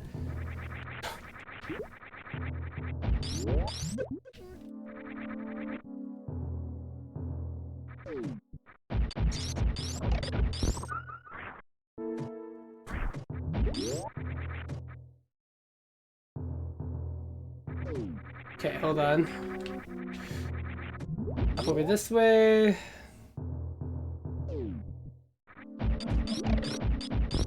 This has to be an important room, right? Okay. Dude! Oh my god, can I just have power bombs, please? Can I please have fucking power bombs? Oh. Like, no? They could have been, like, anywhere in this area.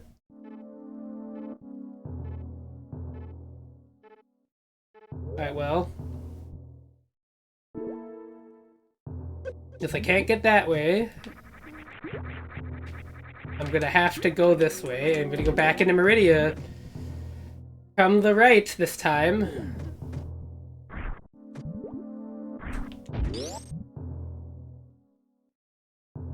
Because I have no other choice. I can't think of any other place to go. Well, that's not completely true. There's that one, like, hot floor area in Speed Booster. There's that one, like, lava tunnel area in Ridley's Lair, but I'm honestly not in the mood to go all the way back to Ridley's Lair, so I think I'll make do with this.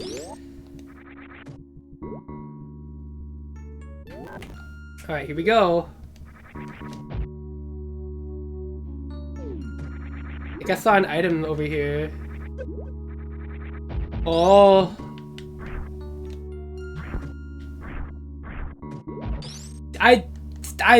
Oh my god, I hope whoever made this has their Hot Pocket cold the next time they put it in the microwave.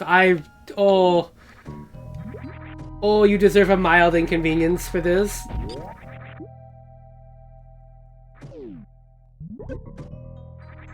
Nothing crazy.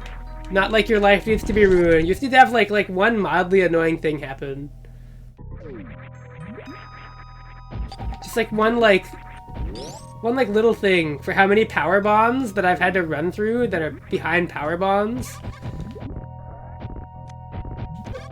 What? Are these guys immune to damage? What? Okay, well I can't fight them. Let me guess. This has to be it, right? Like this time for sure.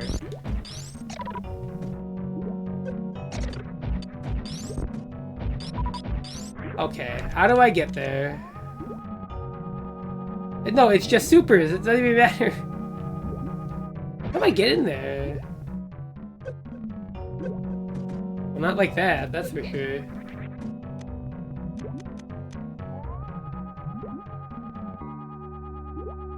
Oh, I come in from below. Right, well, that's useless.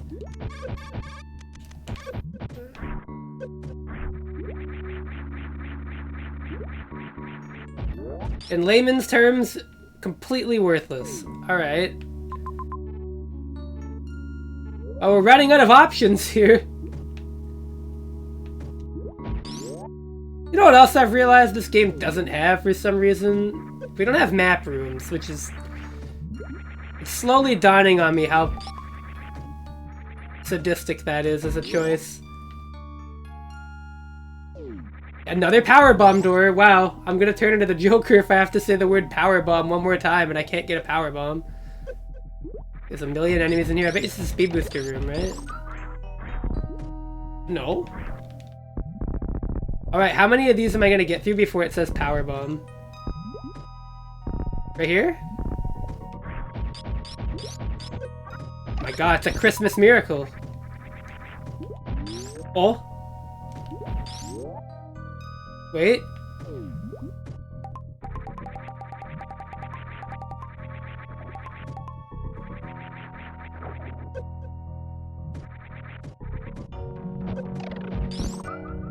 Surely at the very end of this nightmare, there has to be like a light. Where am I going?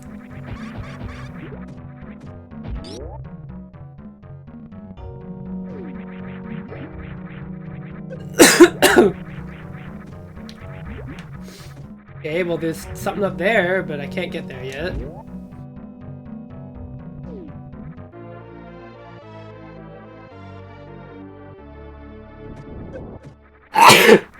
More missiles, which as you know I was really starving for missiles. No other item that I can pick up that I could think of that I need more than missiles.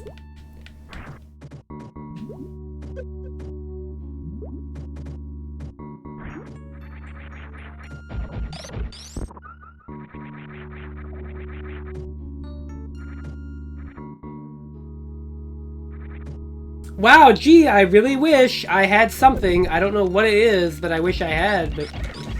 Man, it's on the tip of my tongue what item I would need to deal with that. Oh my god. It's like everything but what I'm looking for. We got gates, we got missiles, we got, you know...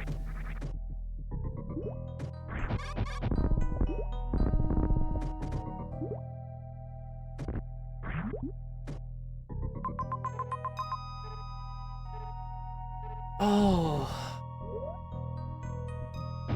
Oh my god.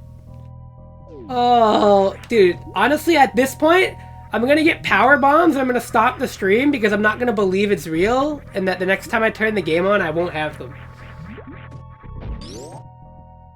I swear to god, this is like...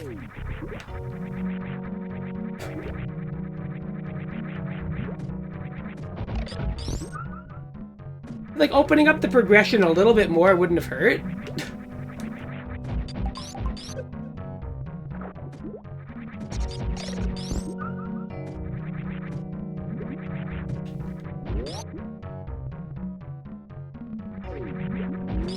Like, how do I have fucking Grav before I have Power Bomb?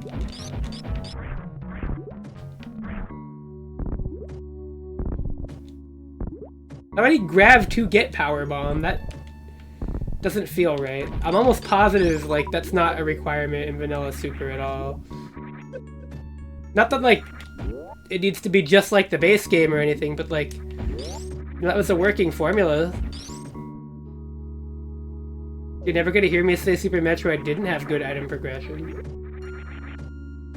Oh my god, what is this room? A nightmare, I guess?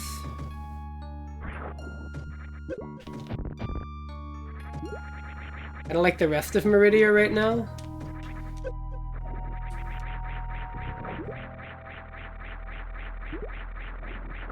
You're never gonna believe it, how there's still not power bombs. Oh, that's so crazy that it's not power bombs.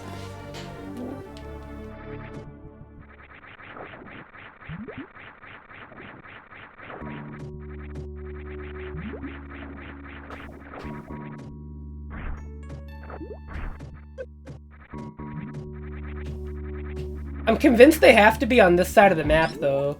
Because I feel like in that one room with all the bomb blocks, they want you to power bomb that. Oh! Are you kidding? Okay, well there's that... Wait, I can't get out. Oh. What?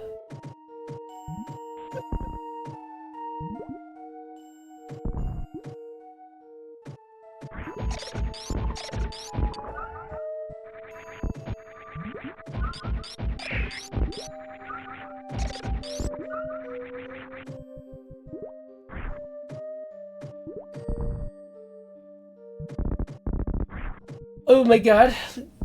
I'm caving my eye in with a wrench. It's official. This is actually making me feel a lot better about the money I spent on the Switch too, because I feel like I'm getting less made fun of than trying to find power bombs in this game.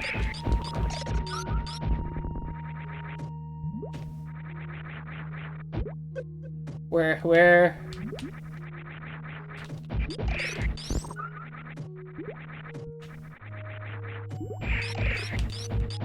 I love these little fake Metroids, though. I think, I don't remember what they're called. Bit of a clever insult, but... You can just say, bad financial decision, L, and I'll be like, yeah. You don't even need to be clever. Like, maybe you should switch to a different bank that has better financial advisors.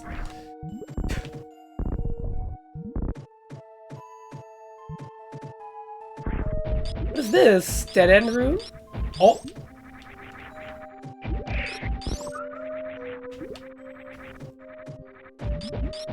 And look, again, I say this as somebody that is owning one.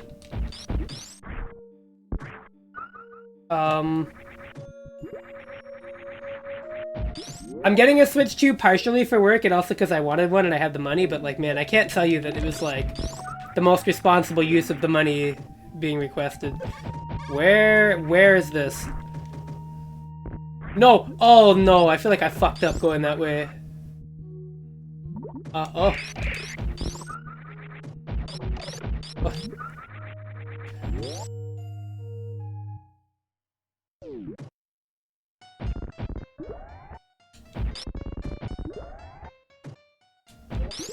Oh.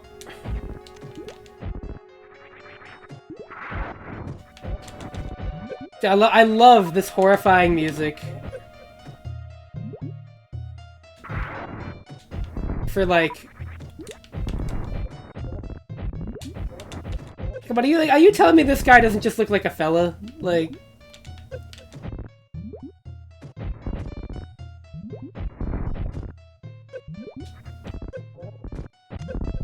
I hate this boss.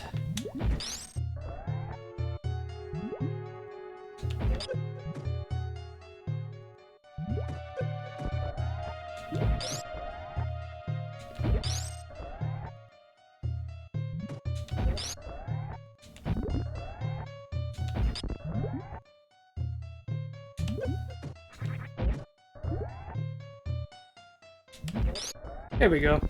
Oh.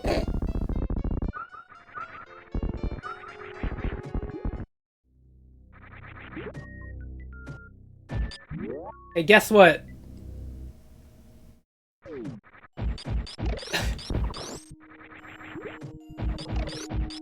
Wow, can you believe it? It's still no power bomb o'clock! And look, they keep adding more power bomb doors to, like, throw salt in my eye. There's another one. I'm just taking it as a sign that they're just not going to give me power bombs. They're not real. You can't actually get them in this game. Dummy to item debug. There's a recharge room for that matter. Oh my god, I can't believe it. Oh, and how many do I get? What? Why the fuck do they use 20 missiles? Who thought of that?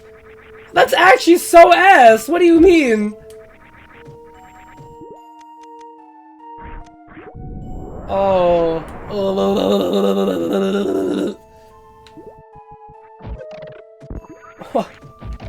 What?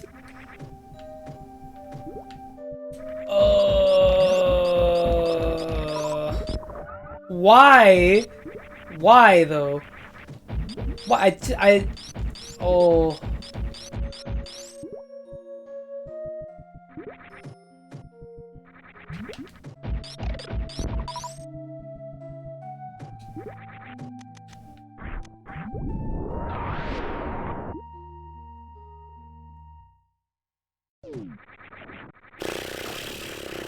Okay, well, I have power bombs now. Yippee! I'm saving. I'm done. I'm done. I can't save because it's. Why? Oh, yeah. Well, the next save room I hit, I'm done. I am happy I have them, but I'm also done for the night.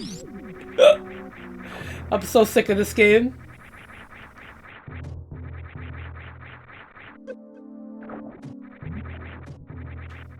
Yeah, we got power bombs.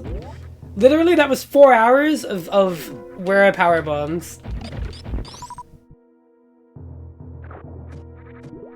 Maybe the worst video game ever released.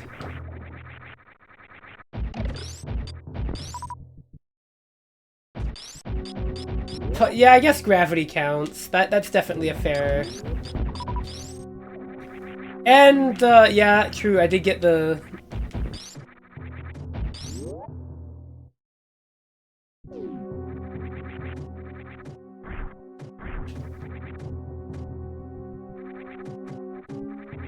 And Spazer. I guess it just feels like less. Because if I had known all that, or at least if I had more foresight, if I simply stacked more paper, I would have been able to do that a lot sooner. If only. Instead I'm crashing out over how power bombs work. Alright. You know what? There's a cool fella streaming. Oh my god! You're not gonna believe it. You know Ryudo has a Twitch account? I bet this is new information. I didn't know Ryudo had a Twitch account. When you go in raid, tell him he has nice hats. That's a perfect person. Alright, have a good night everybody. I am vanishing into the ether. And next time I play Hyper Metroid, I'll have power bombs and they won't go away.